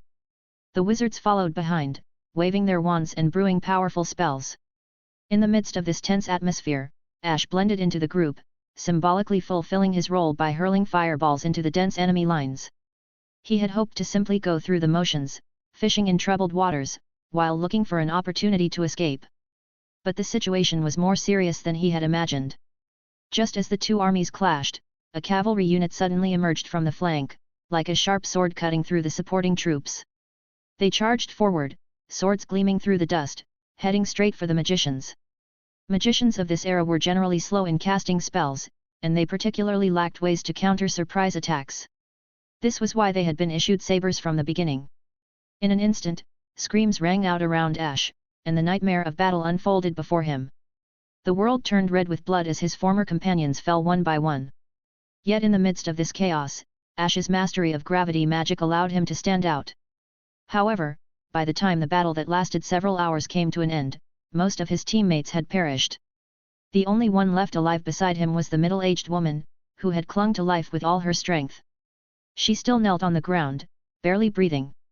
"You're really amazing. Can belief really increase someone's chance of survival?" Ash muttered, looking at the woman whose throat had been slashed by a knight's sword, blood pouring from the wound as she tried desperately to stop it. When he saw a priest running over to administer emergency treatment, Ash couldn't help but feel surprised she was still alive. As the priest tended to the woman, Ash walked around, surveying the battlefield. Corpses littered the ground, and Ash realized they were the only two left from their entire team. Yet this was considered fortunate. Out of more than 30 in their squadron, fewer than 10 remained. He stood there in a daze, staring blankly at his hands, which were once again stained with blood. Shifting his gaze from his blood-covered hands, he looked up. Wherever the wind and snow reached, bodies lay buried beneath the sudden heavy snowfall. The snow and blood created a chillingly beautiful yet brutal scene. "Is this a real war?" Ash murmured to himself, unsure whether he was thankful to be alive or overwhelmed by the horrific sight before him. But regardless, in the face of this war, such thoughts seemed utterly insignificant. Chapter 12, Raising Souls. In the conflict between the Kingdom of Tad and its neighboring country on the snowfield, the mage troops suffered heavy losses. However, Ash's exceptional performance led to his promotion from a small captain to a large captain. Then came the second, third, fourth, and fifth times. The endless series of small and large conflicts continued intermittently for 5 years. The continuous battles did not kill him. Instead, as a demon, he was tempered by the war, and unexpectedly, he rose to become a general of the Tad Kingdom. Though the war was intermittent, Ash had already gathered 1,000 souls by the second year. He made his first wish, desiring to become the strongest, but it was not granted. He wished for the magical power and combat ability of a demon king, but it wasn't enough. He also desired all the magical knowledge in the world, but again, the souls he had collected were insufficient to perform a miracle of that scale. Frustrated, he realized that the system operated on a principle of equal exchange. Perhaps the price wasn't exactly equal, at least not to him. With only 1,000 souls, his options were limited. So, he continued to gather more souls and eventually made a wish to gain complete knowledge of gravity magic. For the next 4 years, Ash studied the gravity magic system granted by the miracle, refining his skills throughout the long war. After 3 years of sweeping battlefields, he amassed thousands of souls, giving him another chance to perform a miracle. This made him decide not to stay any longer in a kingdom that offered him little in terms of further knowledge. The endless war had lost its meaning to him. Life is so unpredictable. Standing on the snowfield where he had once lost a battle while supporting other fronts, Ash sighed as he looked at the frozen bloodstains beneath his feet in the familiar, yet distant, snowstorm. Kathy, the woman who had survived the battle with him and now served as his adjutant and captain of the magic guard, turned her head curiously. She bore a hideous scar on her neck. "What are you talking about, Master Ash?" This time, their main force took a heavy hit. "The borrowed troops from neighboring countries are mostly gone. They should behave themselves for a while." "I think so too, but, are you ready to keep attacking?" "No, I'm almost ready to leave. Kathy, it's about time for you to go home too. Eh? Master Ash, what are you saying? I'm leaving this place. But before that, I can help you secure a good amount of money. With it, you should be able to buy the big house you've always dreamed of in the capital, where your daughter and mother can live a comfortable life, right? Wait, Master Ash? I don't quite understand. Kathy was stunned by his sudden words, doubting what she had just heard. Ash spoke more to himself than to her. I plan to leave here. This war doesn't belong to you or me. But if you choose to stay, I won't stop you. Won't they ask you to reconsider? I've already submitted my resignation, and I would leave regardless of their response. Now, what about you? He turned to look at the woman who had followed him for 5 years, unsure of what choice she would make. Kathy was not a beneficiary of the war, but a victim of it. Both her father and husband had been forcibly conscripted, and no one knew where they had died. When Kathy faced Ash's question, she remained silent for a long time, then smiled bitterly and shrugged. You're planning to leave, how can I stay here? Yet. Are you planning to go north? How do you know? Because, you're a demon, right? What? You figured it out. I had a slight feeling but couldn't be certain. You still look like the same young man from the beginning. Some people in the kingdom are also suspicious of your true identity. I've heard a bit about that, which is why I have to leave now. Besides. Ash, who didn't care much about it, smiled and looked at Kathy with a strange expression. So, are you going to report me? How could I possibly do that? Kathy smiled bitterly and touched the wound on her neck. If you hadn't knocked that cavalryman away, I wouldn't even have my head attached right now. And now I realize that demons aren't like the rumors say. No, don't think like that. I'm the only exception. If you see a demon, either run or kill them. That's my last piece of advice to you. So, everyone except you is dangerous? Kathy asked, still a bit unsure. Of course. They're ruthless and cruel. Even demons need to be careful around each other. My situation is just special. Is that so? Yes. The conversation fell into an awkward silence. Neither of them was particularly skilled at keeping a conversation going. After a long while, Kathy couldn't help but ask, you gave me all the money, what about you? It's fine. I've kept enough for my journey. So, will we meet again? Honestly, that sounds like something a heroine in a story would say, Ash replied with a teasing smile, breaking the somber atmosphere. But I like younger girls, you know? Wives and aunts are a little. If it's okay, can you ask your daughter to say that instead? Kathy couldn't help but laugh, shaking her head. You've misunderstood. I just meant that, if there's ever a chance, I'd like to introduce my daughter and my mother to you. They've always wanted to thank you personally for looking after me. Let's not. The lifespan of humans and demons is quite different. There's no benefit in getting to know one more human. But if demons are as dangerous as you say, wouldn't you be lonely? I'm used to it. Aren't all demons like this? But you're not an ordinary demon, right? That's true, but I'll get used to it. He smiled, but there was a trace of melancholy in his expression. He didn't say anything more, and Kathy, sensing his mood, lowered her eyes with a sense of regret. The silence between them lingered for a moment longer. Neither knew what else to say, and the weight of parting hung heavily in the air. Chapter 13, The Miracle of the Goddess, the World 500 Years Ago. That night, the two drank heavily together, and the next day, with Ash's help, Kathy was officially discharged from the army.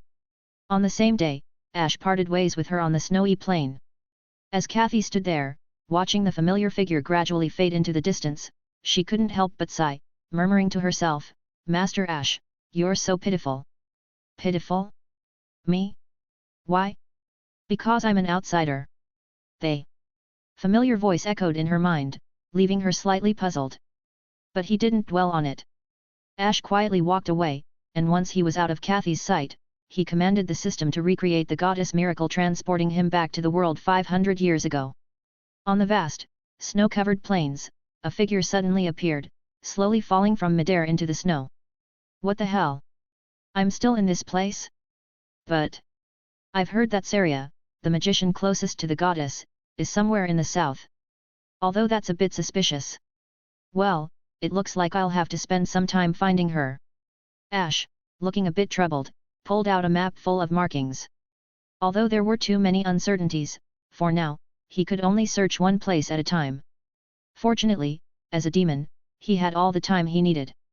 The world 500 years ago wasn't very different from the present. At least, from Ash's perspective, technological progress during this time was minimal. Magic, in particular, was extremely underdeveloped, and it was clear that humans had not yet widely learned its secrets. So, as he continued searching for Saria, he practiced magic, and after 6 months, deep within the abandoned ruins, constructed from towering stones that had weathered the ages yet still stood strong, a faint beam of light cut through the dust of time, illuminating a distant corner. There, stacked high in endless layers, were mountains of books, taller than a person, and at the far end of this ocean of knowledge, he finally found his long-sought goal. On a massive stone throne, resembling that of a king, sat an elf woman with long golden hair and a surprisingly petite figure. She lounged in the chair in a rather indecent posture, one hand resting on her chin as she gazed at Ash, who was slowly descending the stairs, with great interest. "You must be Saria, the magician closest to the goddess on this continent," Ash said. Saria grinned, her eyes full of amusement as she looked him over. "You're certainly interesting. This is the first time I've seen a demon like you." Even. Her playful smile grew wider. "You know who I am, yet you dare stand before me? Are you here to challenge me?" "No," Ash replied calmly. "I'm here to become your disciple." "Ha! How ridiculous! You want to become my disciple?" Saria laughed, leaning forward. "Even though I'm an elf, I'm still considered human in the broad sense. I'm completely irreconcilable with demons. How dare you ask me to be your mentor? Is your head screwed on right? Wait, you don't even have horns. There must be something wrong with you. We are entirely different races, hostile to one another. What you said makes sense, but I still think I'm normal. Besides, at least I know very well that you don't really want world peace, right?" "Oh." His confident words made Saria narrow her eyes. "If you wanted it, you could have made it happen a long time ago. You speak as if you know me well. I've done some research. I can see you've killed plenty of people. So why should I teach you magic? I've thought about that, actually. Aren't you afraid I'll kill you? We have to try first, don't we?" "Very good, I like it." After a long silence, Saria suddenly laughed and clapped her legs in delight. "Let's see what kind of demon I can create by teaching you." Even though I expected something like this, isn't it still a bit strange?" Ash asked, bewildered by her reasoning. "It's interesting, isn't that enough? Just tell me what magic you want. Anything at all." "Anything? Yes. That immortal magic. How could such magic exist?" Ash blurted out. Saria rolled her eyes and retorted, "If it did, would humans still die?" "That's true." Ash closed his eyes for a moment, remembering the biggest issue he faced on the battlefield: his body wasn't strong enough as a magician. "Is there any magic that can make my body as strong as a warrior's?" In the age of mythology, there really was magic like that. "Really?" "Yes, it allows magicians to freely convert magic power to achieve the strength of warriors at the same level. It's a very useful type of magic and can deliver unexpected results in critical moments. But I can't do it." After a pause, she spread her hands dramatically, making Ash nearly want to hit her. "Wait, don't you know everything? I've mastered almost all human magic, but not all of it. Moreover, this magic wasn't created by humans, it was invented by a great demon. I've studied it for thousands of years but still haven't succeeded. However, I can give you all of my research through transfer magic." Transfer magic was a process that allowed someone to directly pass on knowledge to another person at the cost of losing it themselves. Even if the magic was incomplete, Saria could still transfer it. Ash wanted to complain, but since it was the magic of the Great Demon Clan, he couldn't say much. After all, the unique magic mastered by any major demon clan wasn't something humans could easily learn. The magic of demons was fundamentally different from the magic of other races. Humans, including elves, could only attempt to imitate the spell-casting effects of demons. But the spell-casting processes were completely different. Many aspects of demon magic were altered to the point where they couldn't be reproduced by humans. To put it simply, even if humans could figure out the principles behind demon magic, they lacked the magical organs that demons and especially great demons had. Humans would never be able to fully replicate their unique powers. Chapter 14, A Master and Disciple Who Faced the Same Difficulty. At first, Ash thought that becoming an apprentice might involve some strange tests, but it turned out to be unexpectedly simple. It was surprisingly easy to complete the apprenticeship, and just as easy to gain access to the magic of the great demon tribe from the mythological era. Ash also stayed on to read more of Saria's books. The reason wasn't anything special. Saria had the power to end the war, but she was unwilling to do so. In fact, she generally wouldn't act against the demons unless absolutely necessary. According to Ash's research before coming here, the elves' sense of racial identity was quite weak. They seemed to prefer maintaining a state of war over achieving world peace. Unless a great disaster occurred, they might choose to stop it or they might not, depending on the circumstances. It was with this knowledge that Ash dared to venture here. And only because Saria found him interesting did she accept him as her disciple. Ash, since you're now my disciple and I've taken on a new apprentice, you should hurry and prepare a feast to celebrate. Saria, who had always sought to escape the kitchen, waved her hand and summoned her new apprentice without hesitation, but Ash, still engrossed in her book collection, looked up and stared at her without moving. This immediately displeased her, and she asked, "Didn't you hear what I said?" "No, I heard. I was just wondering, are you serious, Saria?" "What do you mean? I teach you magic, but you won't even cook for me." "It's not that I don't want to. It's just that I don't know how. Of course, if you want to try demon cuisine, I wouldn't mind showing off my skills." "Demon cuisine? We eat it raw. But can your stomach handle it?" "If you can, I don't mind making some for you." Ash said this earnestly, though he didn't really know much about it himself. Then, he stood up silently, intending to prepare some pork sashimi for her. Saria's face wrinkled at the thought of raw meat. "Forget it. Forget it. I'll do it myself. By the way, I'm a little different. I prefer cooked meat." "Who asked you? Get lost. Go eat your demon specialties on your own." "No need, I can also have barbecue." "Are you too lazy to do it, or are you lying to me?" "Trust me, I'm thinking about your health." Although Saria really wanted to make Ash do some work, unfortunately, whenever she tried to get him to cook, the food was terrible. She even tried to teach him, but 3 years passed in the blink of an eye. "Saria, add some chili. Trust me, this meat tastes better with a bit of spice." "No, I don't eat spicy food." Saria flipped the spoon and scolded without turning her head. "Also, why are you giving orders when I'm the one teaching you? Stop talking like that. Why should we worry about the master-disciple dynamic so much?" Ash casually ignored Saria's displeasure and muttered, "Use less salt. Your cooking's too salty. A mere demon, yet you're quite picky. I'm worried you're getting old. Eating too much spicy food can cause high blood pressure. I've lived for thousands of years, eating like this the whole time, and I've been just fine. But you've only been here for 3 years, and my blood pressure has already risen a lot. Dash. How did teaching him magic turn into improving my own cooking skills? And then, somehow, I ended up responsible for the catering?" Although she was often bored and many of Ash's ideas were admittedly good, the inexplicable sense of emptiness still made Saria quite unhappy. She turned around and glared fiercely at Ash. Being well versed in the habits of his petite elf teacher by now, Ash raised his hands instinctively, backed away with a smile, and silently left, doing his best to avoid getting smacked by his angry mentor. Dash. The days of eating and drinking for free have their limits, after all. Even though elves have immense patience and their perception of time is different from that of humans, by the 3rd year, Saria could no longer tolerate it and decided to force him to cook. She even vowed to teach him to be a good cook so she wouldn't have to handle the cooking anymore.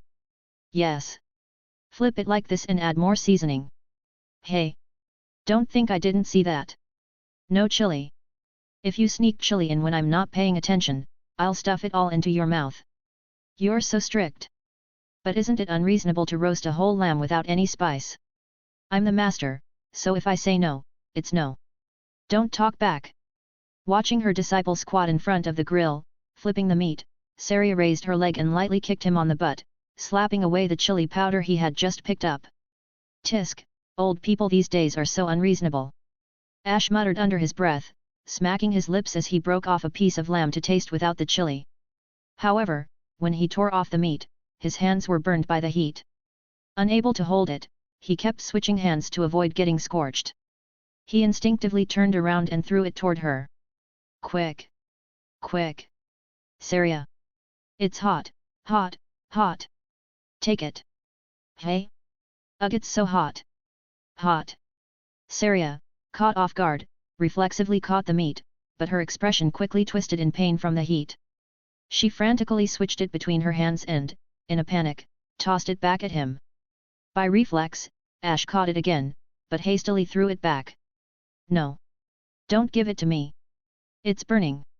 It's so hot! Hot! You brat, do you think I'm not afraid of the heat? After another round of back and forth, Saria finally came to her senses. She switched hands one last time and quickly threw the entire roasted leg of lamb to the ground. Having successfully dealt with the hot meat, Ash wiped the sweat from his forehead. Phew, that was close.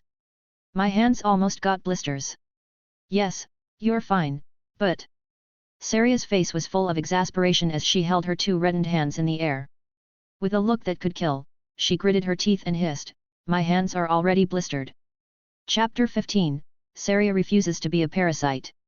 Saria's curse-like whisper made Ash glance at his red hands. He averted his gaze, trying to pretend nothing had happened as he awkwardly changed the subject. "Ah, come to think of it, will the roasted lamb still taste good after being frozen? I haven't tried it, so I don't know. But I do know that if you don't give me an explanation today, you'll definitely regret it." After all, she had lived for thousands of years. Saria smiled with no intention of letting the matter drop, forcing Ash to raise his hands in surrender.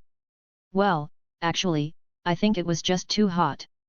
Do you think I'm not afraid of being burned? They say older people don't mind pain as much because their hands are thick with calluses. Ah, what a coincidence. I've also heard that demons are thick-skinned and don't mind a beating." Saria's smile grew even brighter. "How about changing today's class to a magic attack and defense session? I'll attack, and you run away." "I refuse. Give me your reasons." "Because you'll definitely take revenge." He pointed at Saria as he backed away, hoping to stop her retaliation with persuasion. "And think about it, Saria. Your well-behaved disciple worked hard to cook for you. Shouldn't you feel touched?" "Well-behaved? Haha. That's funny. I don't know how you can say that with a straight face, but I am touched. And as a reward for guessing correctly." Saria's hands were suddenly surrounded by dark flames as she grinned ferociously. "The fire of hell!" Boom! In an instant, the makeshift barbecue stand outside the ruins was engulfed in flames. Ash took advantage of the chaos to escape, but Saria, still harboring resentment, continued her bombardment. In the blink of an eye, the surrounding forests were completely destroyed. Half a month passed in no time. After finishing the meal that Saria had reluctantly prepared, Ash decided it was time to explore and learn more about the powerful elves of this era. He set his sights on visiting the elven village in a neighboring country that Saria had told him about. "Saria, I'm going on a long trip, so you won't need to make my meals for a while. Am I your mother? I've been wanting to get rid of you, a freeloader who eats and drinks without lifting a finger. In fact, it would be better if..."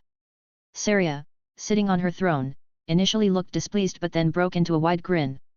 "If you leave now, don't come back. Don't say that.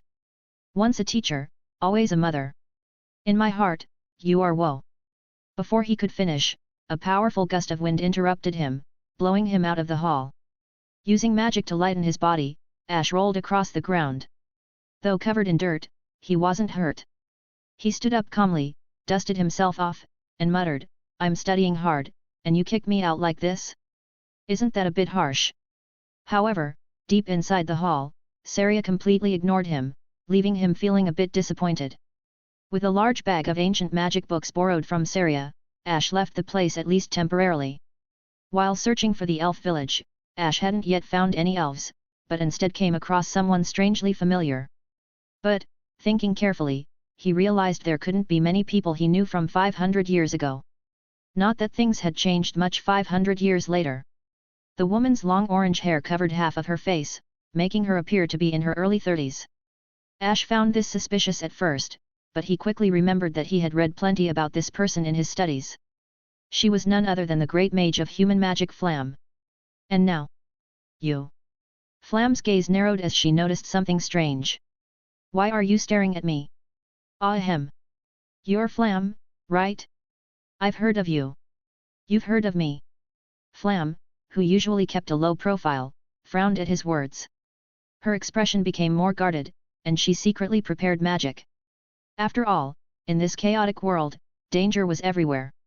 Even the most powerful magician could fall prey to a hidden dagger. Don't get me wrong, Ash said quickly. I heard about you from Saria. Master. To be precise, I'm your junior fellow apprentice. Junior brother? Master has accepted a new disciple. Is that strange? Very. Flam didn't hesitate to nod, casting a scrutinizing gaze at Ash. Given Master's personality, it shouldn't be that easy for her to take on a disciple. What exactly did she see in you? Maybe my sincerity and diligence. It may not be polite for me to say this, but Master isn't the type to accept a disciple just because they're sincere and diligent in learning. She's also rather rude, you know. She knocked me out when I left. I just hope she learns to respect her elders and care for the younger ones. Flam said nothing, simply continuing to stare at him in silence. While Ash's appearance seemed ordinary, his aura gave her an unsettling feeling. What she found most disturbing was that his presence distinctly gave off the sensation that he had killed many people. Could it be that she was just overthinking things? Or perhaps it was because it was her first time seeing someone who had taken so many lives that it caused such unease. She wasn't certain. Out of an abundance of caution, Flam chose not to say anything more. She quietly distanced herself from Ash, planning to confirm everything with Saria once she returned. Ash watched her go, and only after Flam disappeared from his view did the smile vanish from his face. He let out a sigh of relief, muttering to himself, the stealth technique Saria taught me really works. If I had run into her earlier, I definitely would have been exposed. Although they hadn't fought, Ash could tell from her aura that Flam was undoubtedly the strongest human he had ever encountered even if she had been suppressing her full strength. But since she had already chosen to avoid him, he saw no point in worrying. With a light heart, he continued on his way, following the map that Saria had given him before. As he walked, he suddenly realized something. Saria had given him this map and told him the location of the elf village, maybe to get him out of the way? Could it be that she was trying to stop him from freeloading any longer? Chapter 16, The Gap Between Reality and Ideal, First Encounter with Frieren. After a long journey, Ash finally located the legendary elf village using the map, but isn't this a little too far from what I imagined? Deep within the remote, primeval forest lay the hidden elf village, seemingly forgotten by time. It rested quietly in an empty, secluded area, surrounded by ancient, towering trees. Sunlight filtered through the dense canopy, casting mottled shadows across the village, shrouding the land in a mysterious, slightly melancholic veil. The elf stone houses were scattered across the open space. Though not exactly elegant, their rustic charm was, well, non-existent. There wasn't even a hint of aesthetic appeal, just simple, weathered buildings. The roofs were covered in moss and vines, showing the wear and tear of time, as if telling the story of wild, unchecked growth over the years. The doors and windows were small, a bit dilapidated, and no one seemed to have bothered to repair them. The scattered elves were simply dressed, almost resembling refugees. If not for the fact that their clothes were relatively neat, they could have easily been mistaken for ordinary medieval villagers. They moved about unenthusiastically, tending to their tasks without any real energy. No children or elders were in sight, at least, none that Ash could distinguish. The peculiar lowly elf Saria had already shattered Ash's idealized image of elves with her quirky personality, but this village took it to a whole new level. Elves in stories were always portrayed as beautiful, elegant beings, often possessing a mystical aura. But in reality, why is there such a massive gap between stories and reality? This village is shabby and lacks any sense of beauty. These guys are crushing all my dreams. While grumbling about his shattered fantasy, Ash scanned the area and noticed one elf in the crowd who stood out, seemingly the strongest among them.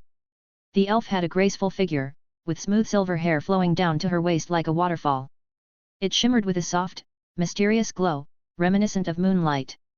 Her delicate, elongated ears exuded an air of spirituality and elegance, and her emerald eyes were deep and luminous, captivating anyone who looked into them. Although she stood only about 1.5 meters tall, she had an undeniable petite charm. Every movement radiated grace and cuteness, evoking an almost instinctual desire to protect her. Well, actually, that was just Ash's imagination, the result of beautifying the elves he had read about in stories. In reality, although the elf did have silver hair down to her waist, long ears and emerald eyes, she was quite small and had a rather chestnut-shaped body. The only advantage is probably that she looks quite cute, but she is a loli, and he is not a Lolita complex, so it is indeed different from what he expected. While he was secretly depressed, the elf seemed to have noticed his gaze, walked over, and frowned. "Who are you? Why are you looking at me and sighing? Just a passerby." While speaking, he couldn't help but sigh again. "I just thought of something sad, please don't mind it. After all, I'm a good person." "Yet. Are you really a good guy? Your aura is a little strange, and murderous, obviously." The girl pointed a finger at his face and asked bluntly, "Are you actually a fugitive? Do I look like that kind of person?" "I don't know, maybe. Actually, I am the general of the kingdom." "Then why come here?" "Actually, I defected." "Defected?" The elf girl widened her eyes in surprise. "He is indeed a fugitive? But why?" "Because I want to learn magic." "Want to learn magic? You look pretty strong among humans, right? Although I haven't seen many humans. You look very strong. Can you teach me magic?" Although the opponent was obviously not as strong as the two he had met before, she was still a long-lived elf and should have her own unique magic. Ash took out 2 gold coins from his body while speaking. "This a payment, is it enough?"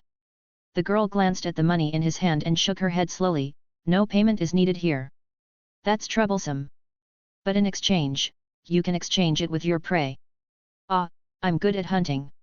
He smiled and then extended his hand to the girl in front of him.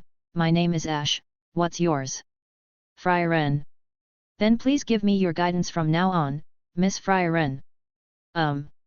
Frieren nodded coldly and walked toward a stone house without intending to say anything more to him.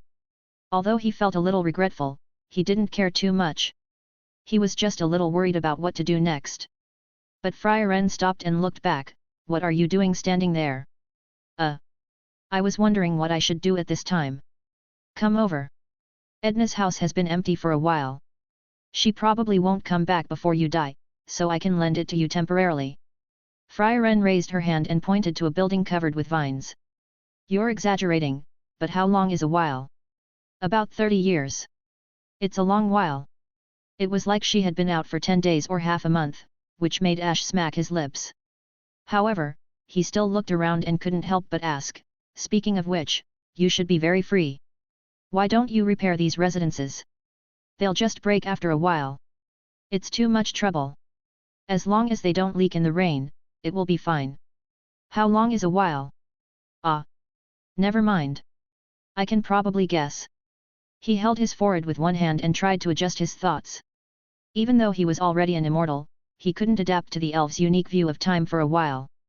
But no matter what, he temporarily lived in this elf village, which he didn't know whether it could be considered hospitable or not.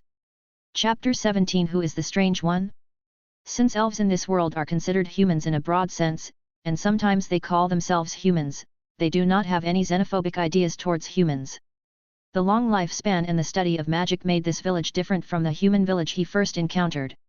It seemed unexpectedly wealthy, or maybe not, perhaps they just simply had enough to eat. But being in this deep mountain, it's impossible to have any delicious food. But I didn't expect that the elves' barbecue skills to be so good. After all, I'm free. Frieren, who looked unmotivated, gave an answer without thinking. The answer made sense, but it made him want to complain. The look of wanting to say something but not being able to made Frieren raise her eyebrows subconsciously. "What? It's okay. I just thought it would be great if I could adapt to this place as soon as possible." "There's no point in adapting. You'll leave soon." "Is that so? Everyone who comes here is like this. I heard that no one lives longer than 100 years. That means he's dead." "Ah, it seems so." Frieren sighed in a tone that was a little lacking in emotion, staring at the flames in front of her. "Human lifespans are really short. You die of old age before you get familiar with the world." "I'm not saying, how slow are you?" "What does that mean?" "I'm slow to warm up." "Never mind." Ash felt that human slowness was a little different from hers, so he simply ended this meaningless topic and asked, can I ask you something? When are you going to teach me magic? Take a short break. Let me confirm first, how long is your short break? 30 years. Frieren didn't think much about it and gave a time that seemed about right. With 30 years, you will be able to adapt to this village and start studying properly, right? Are you serious? He asked, dumbfoundedly, while Frieren looked puzzled. Why would I lie? What should I do? I suddenly want to hit someone. Hey? Do you have a tendency to violence? Frieren subconsciously moved away from him and even regretted arranging a place for him to stay. This obviously defensive look made him put one hand on his forehead and try to suppress the boiling emotions in his heart, working hard not to hit her on the forehead. That's not it. The weird thing is you. Normally speaking, I can learn C language from the very beginning to the very end in 30 years. What language is that? It sounds weird. He couldn't explain how the C language worked. In short, he was speechless for a moment. He just covered his face and began to worry about the next communication in life living in this village. Although he was also an immortal, for a while, he was still unable to get used to the concept of time, which was so different from his past. But since he was already here, he was not willing to just leave like that, so he forced himself to make an agreement during the meal to start learning magic tomorrow. The next day, the agreed time arrived. He was going to ask Frieren to teach him magic, but when no one showed up, he went straight to Frieren's hut, and when he opened the door, he saw. What is this? The lower half of the silver-haired elf's body remained on the bed, but the upper half had fallen out of the bed, with the side of her face pressed against the ground.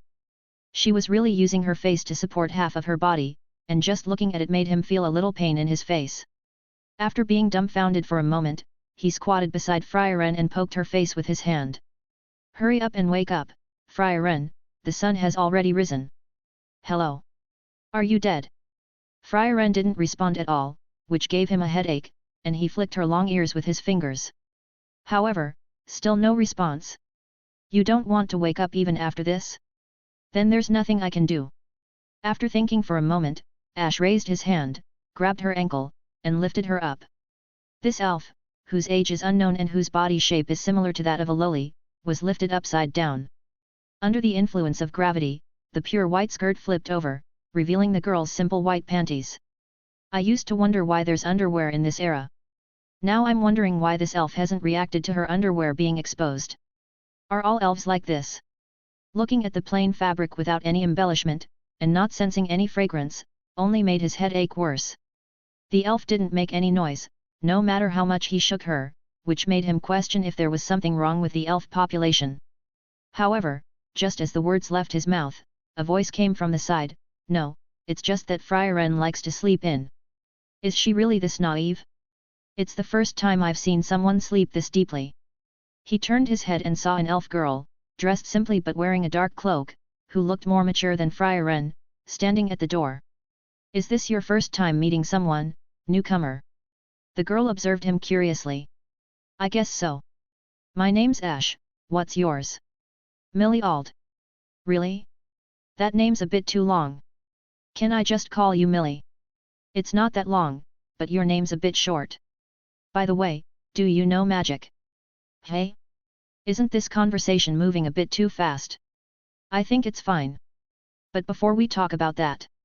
Millie tilted her head, looking at Frieren, who was still hanging upside down in her hand, and asked, shouldn't we put Frieren down first? Her face is turning red. It's all red. Normally, that should mean she's awake, right? Yes, I'm awake, but I don't want to get up. Why not? Your underwear's showing. As he spoke, he continued to shake the girl upside down in his hands, as if shaking a rabbit he had casually picked up. Millie pointed out the problem expressionlessly, she's never left here, so she's a bit slow with things like that. Besides, to us, you're no different from a 3-year-old child. What a hassle. What a strange person.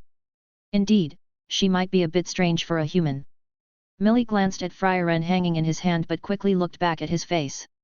But for a human, your behavior is also a bit odd, isn't it? By the way, do you know magic? You're back to that again. Because it's important. You're really something. Can you please stay on topic? Well, either way, let's put her down first, shall we? Chapter 18 Emperor's Wine. Frieren is regretful. After giving up on waking Frieren, Ash followed Millie out of her room, no, her wine cellar, or rather, her residence. Just looking at the rows upon rows of wine barrels packed into the stone house made his scalp tingle. Why is there so much alcohol here? Millie didn't answer his question but instead pulled out a bottle of wine, proudly introducing it. Did you know? This is Emperor's wine. No idea. The Emperor's wine is a wine dedicated to the Emperor of the vast empire that ruled most of the continent. Millie continued, smiling slyly as she handed him the bottle. This is the finest nectar. Don't you want to taste it? Taste it? Then I'll let you go first. He opened the bottle cap with some doubt, but suddenly, he grabbed the elf by the chin and poured the wine into her mouth as if refueling a machine. The next moment, pfft! The elf girl choked, spitting out a mouthful of wine. Instantly, the room was filled with the overwhelming stench of cheap alcohol. Just from the smell alone, one could question the quality of the wine. Millie, now with wine all over her face, glared at him angrily. You made me drink something so awful again. Have you already tasted Emperor's wine before? My sister usually has a similar look on her face when she's up to no good. Though he couldn't quite understand why other demons had such emotionless faces while Aura was so expressive. Was it really thanks to him? He still hadn't figured that out, and Millie, looking annoyed, muttered, someone beat me to it. So? It really does taste awful, doesn't it? Forget the taste, this is precious. It's really Emperor's wine. Millie emphasized, clearly upset. This made him hesitate for a moment, still looking warily at the wine in his hand. When you put it that way, I'm a little curious.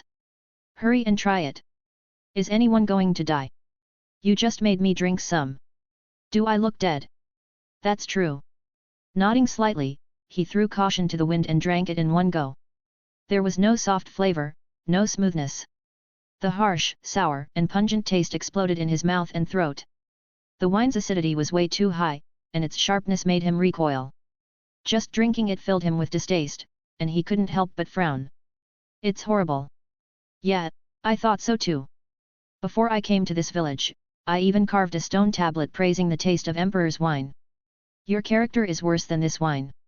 Thanks for the compliment, but you don't seem much better off. Millie nodded nonchalantly, giving an amused smile. I think we'll get along well.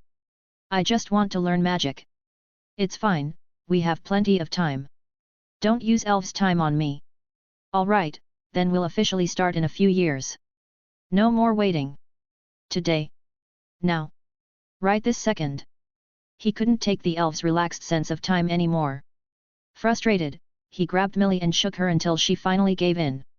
But even though she agreed, Millie was still moving so slowly that it made Ash anxious. After constant urging, Millie reluctantly began to make preparations, that is, after eating breakfast, she mentally prepared herself to teach.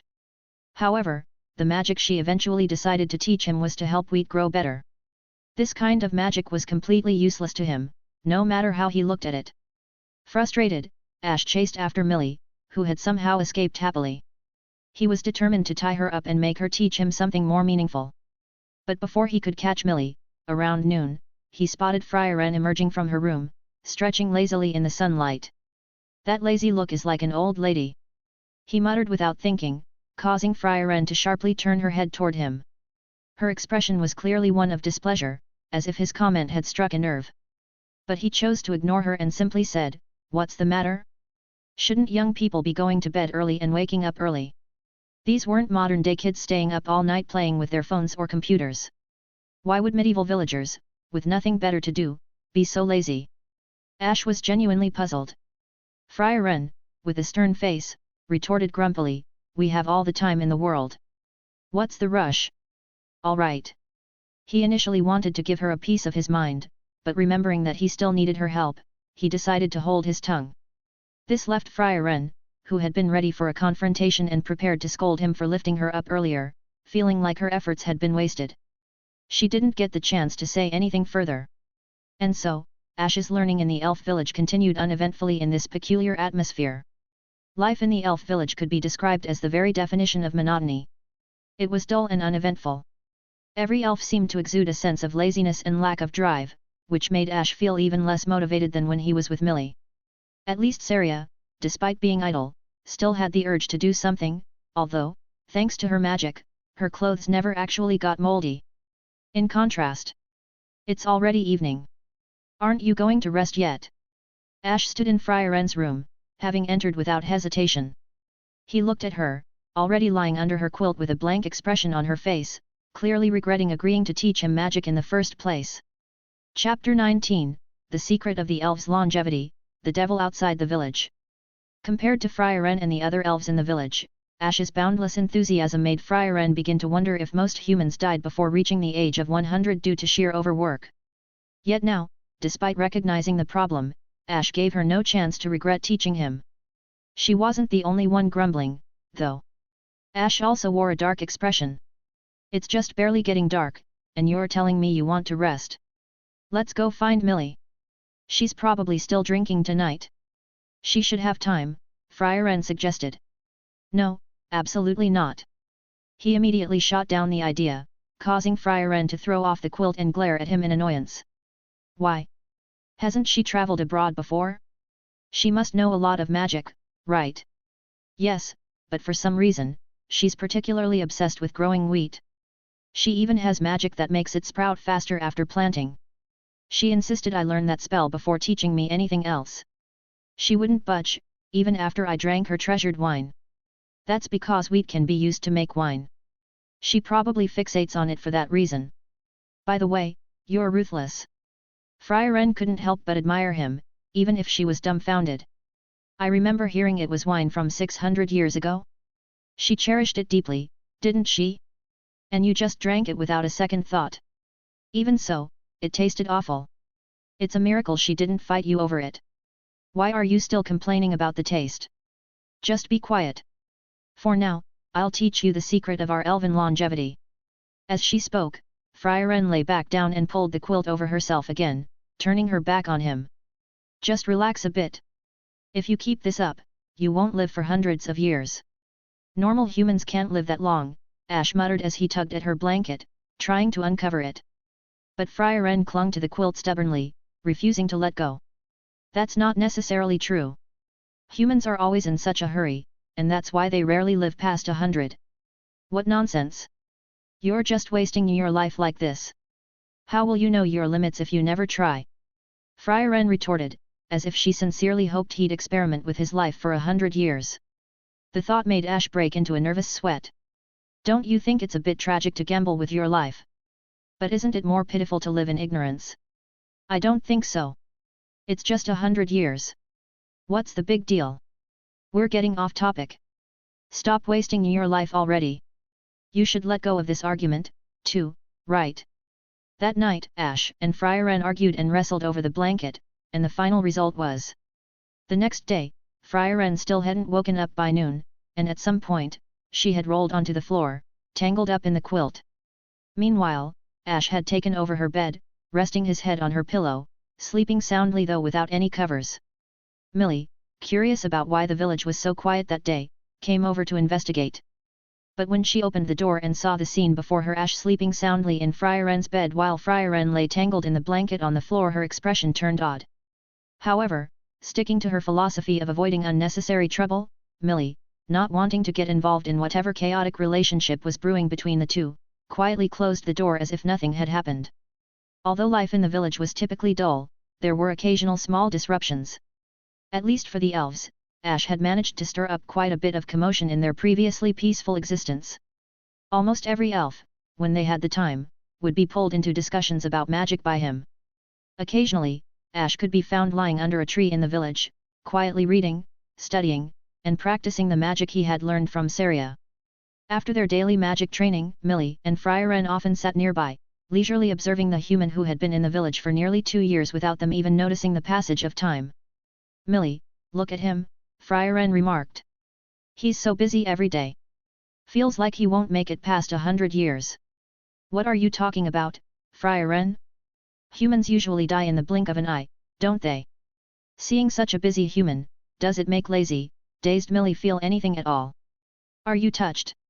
Millie, wine glass still in hand, lowered her head to think for a moment.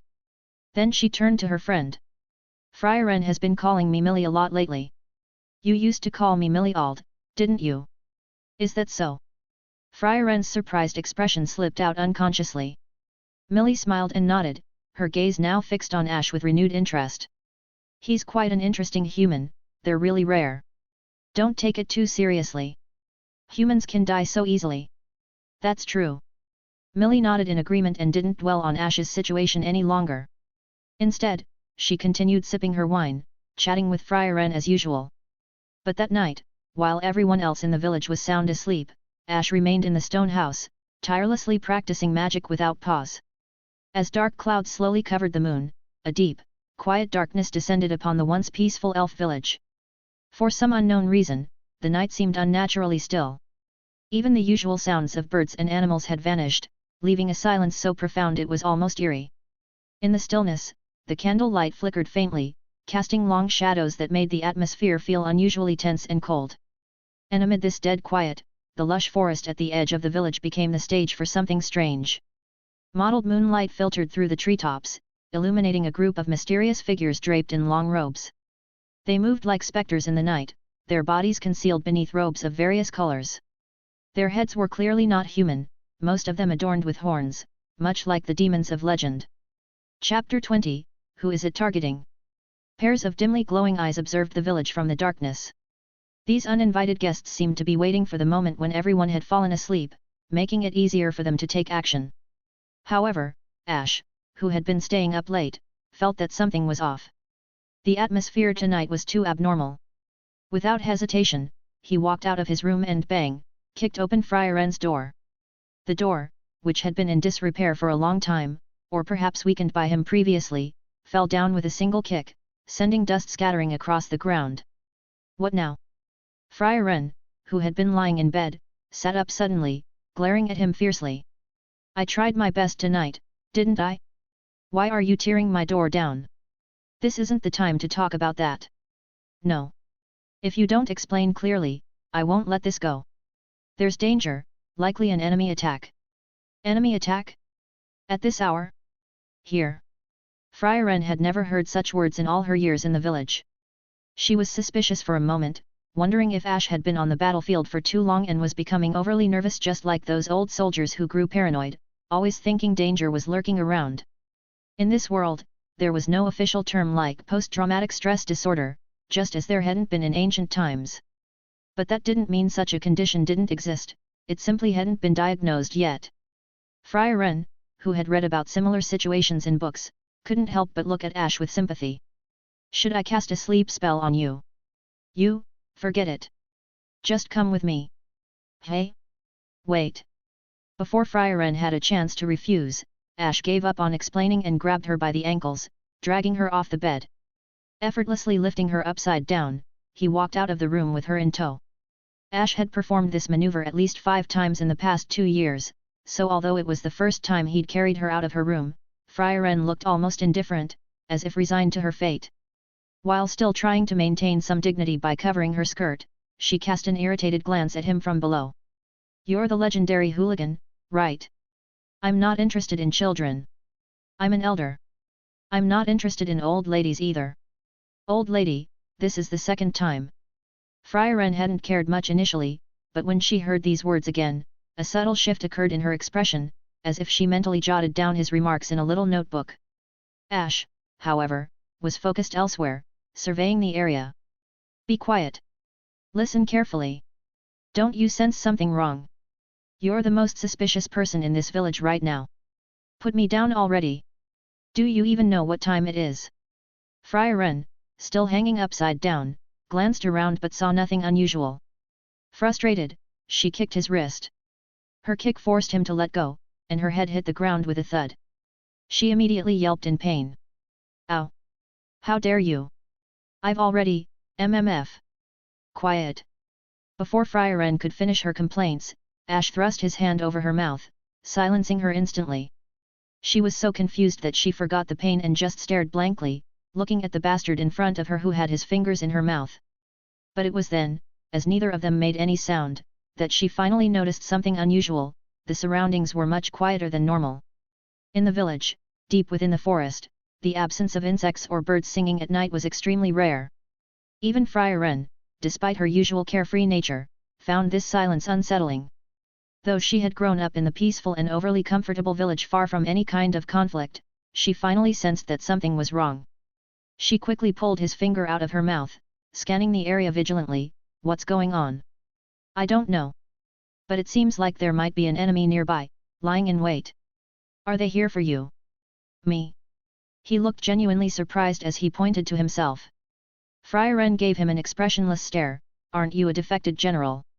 Well, yes, but if they're after me, they're about 500 years too early. 500 years too early for what? More importantly, do you have any idea what's going on? This is probably something related to your people, right? Not at all. Having stayed in the village without ever venturing out, Frieren couldn't think of any reason why someone would attack. After all, the village hadn't experienced any kind of attack for countless years. In fact, it could be said that elves, by their very nature, rarely offended anyone when they left their village, which explained how they had survived in peace for so long. The truth is, the elves' longevity could largely be attributed to their peaceful temperament and tendency to avoid meddling in the affairs of others, which is why. Are you sure it's not because of you? After giving it more thought, Frieren turned back to him, unwilling to let the matter go. Come on, admit it, what did you do? Did I do anything? You're the only one here who could cause trouble. The nation I defected from is far, far away from here, so there's no way it's them. And since I've been here, I've just lived off my parents. I haven't done anything wrong. Lived off your parents? It means not working and relying on your elderly family members. You actually do that. Elves, once they became adults, always lived independently. Frieren found his behavior of living off his parents distasteful, and she couldn't help but wonder aloud, does that mean your parents are here to visit you? I seriously doubt it. Stop accusing me without reason. Clearly, this is something your people must have done. But we haven't offended anyone. Really? If everyone were like you, we wouldn't live that long, would we? Frieren gave him a sidelong glare, still keeping an eye on their surroundings. Ash shrugged. Who knows? Maybe someone has it out for a lazy person like you. I doubt it. Besides you, I can't imagine anyone hating me. Well, that's comforting, but maybe we should focus on how to handle the situation. I don't think we have to worry too much. After all, they're already here. As their conversation unfolded, the strange figures or demons that had been lurking around the village seemed to abandon their plan for a surprise attack. Instead, they emerged from the shadows, revealing themselves from all sides. Thanks for listening.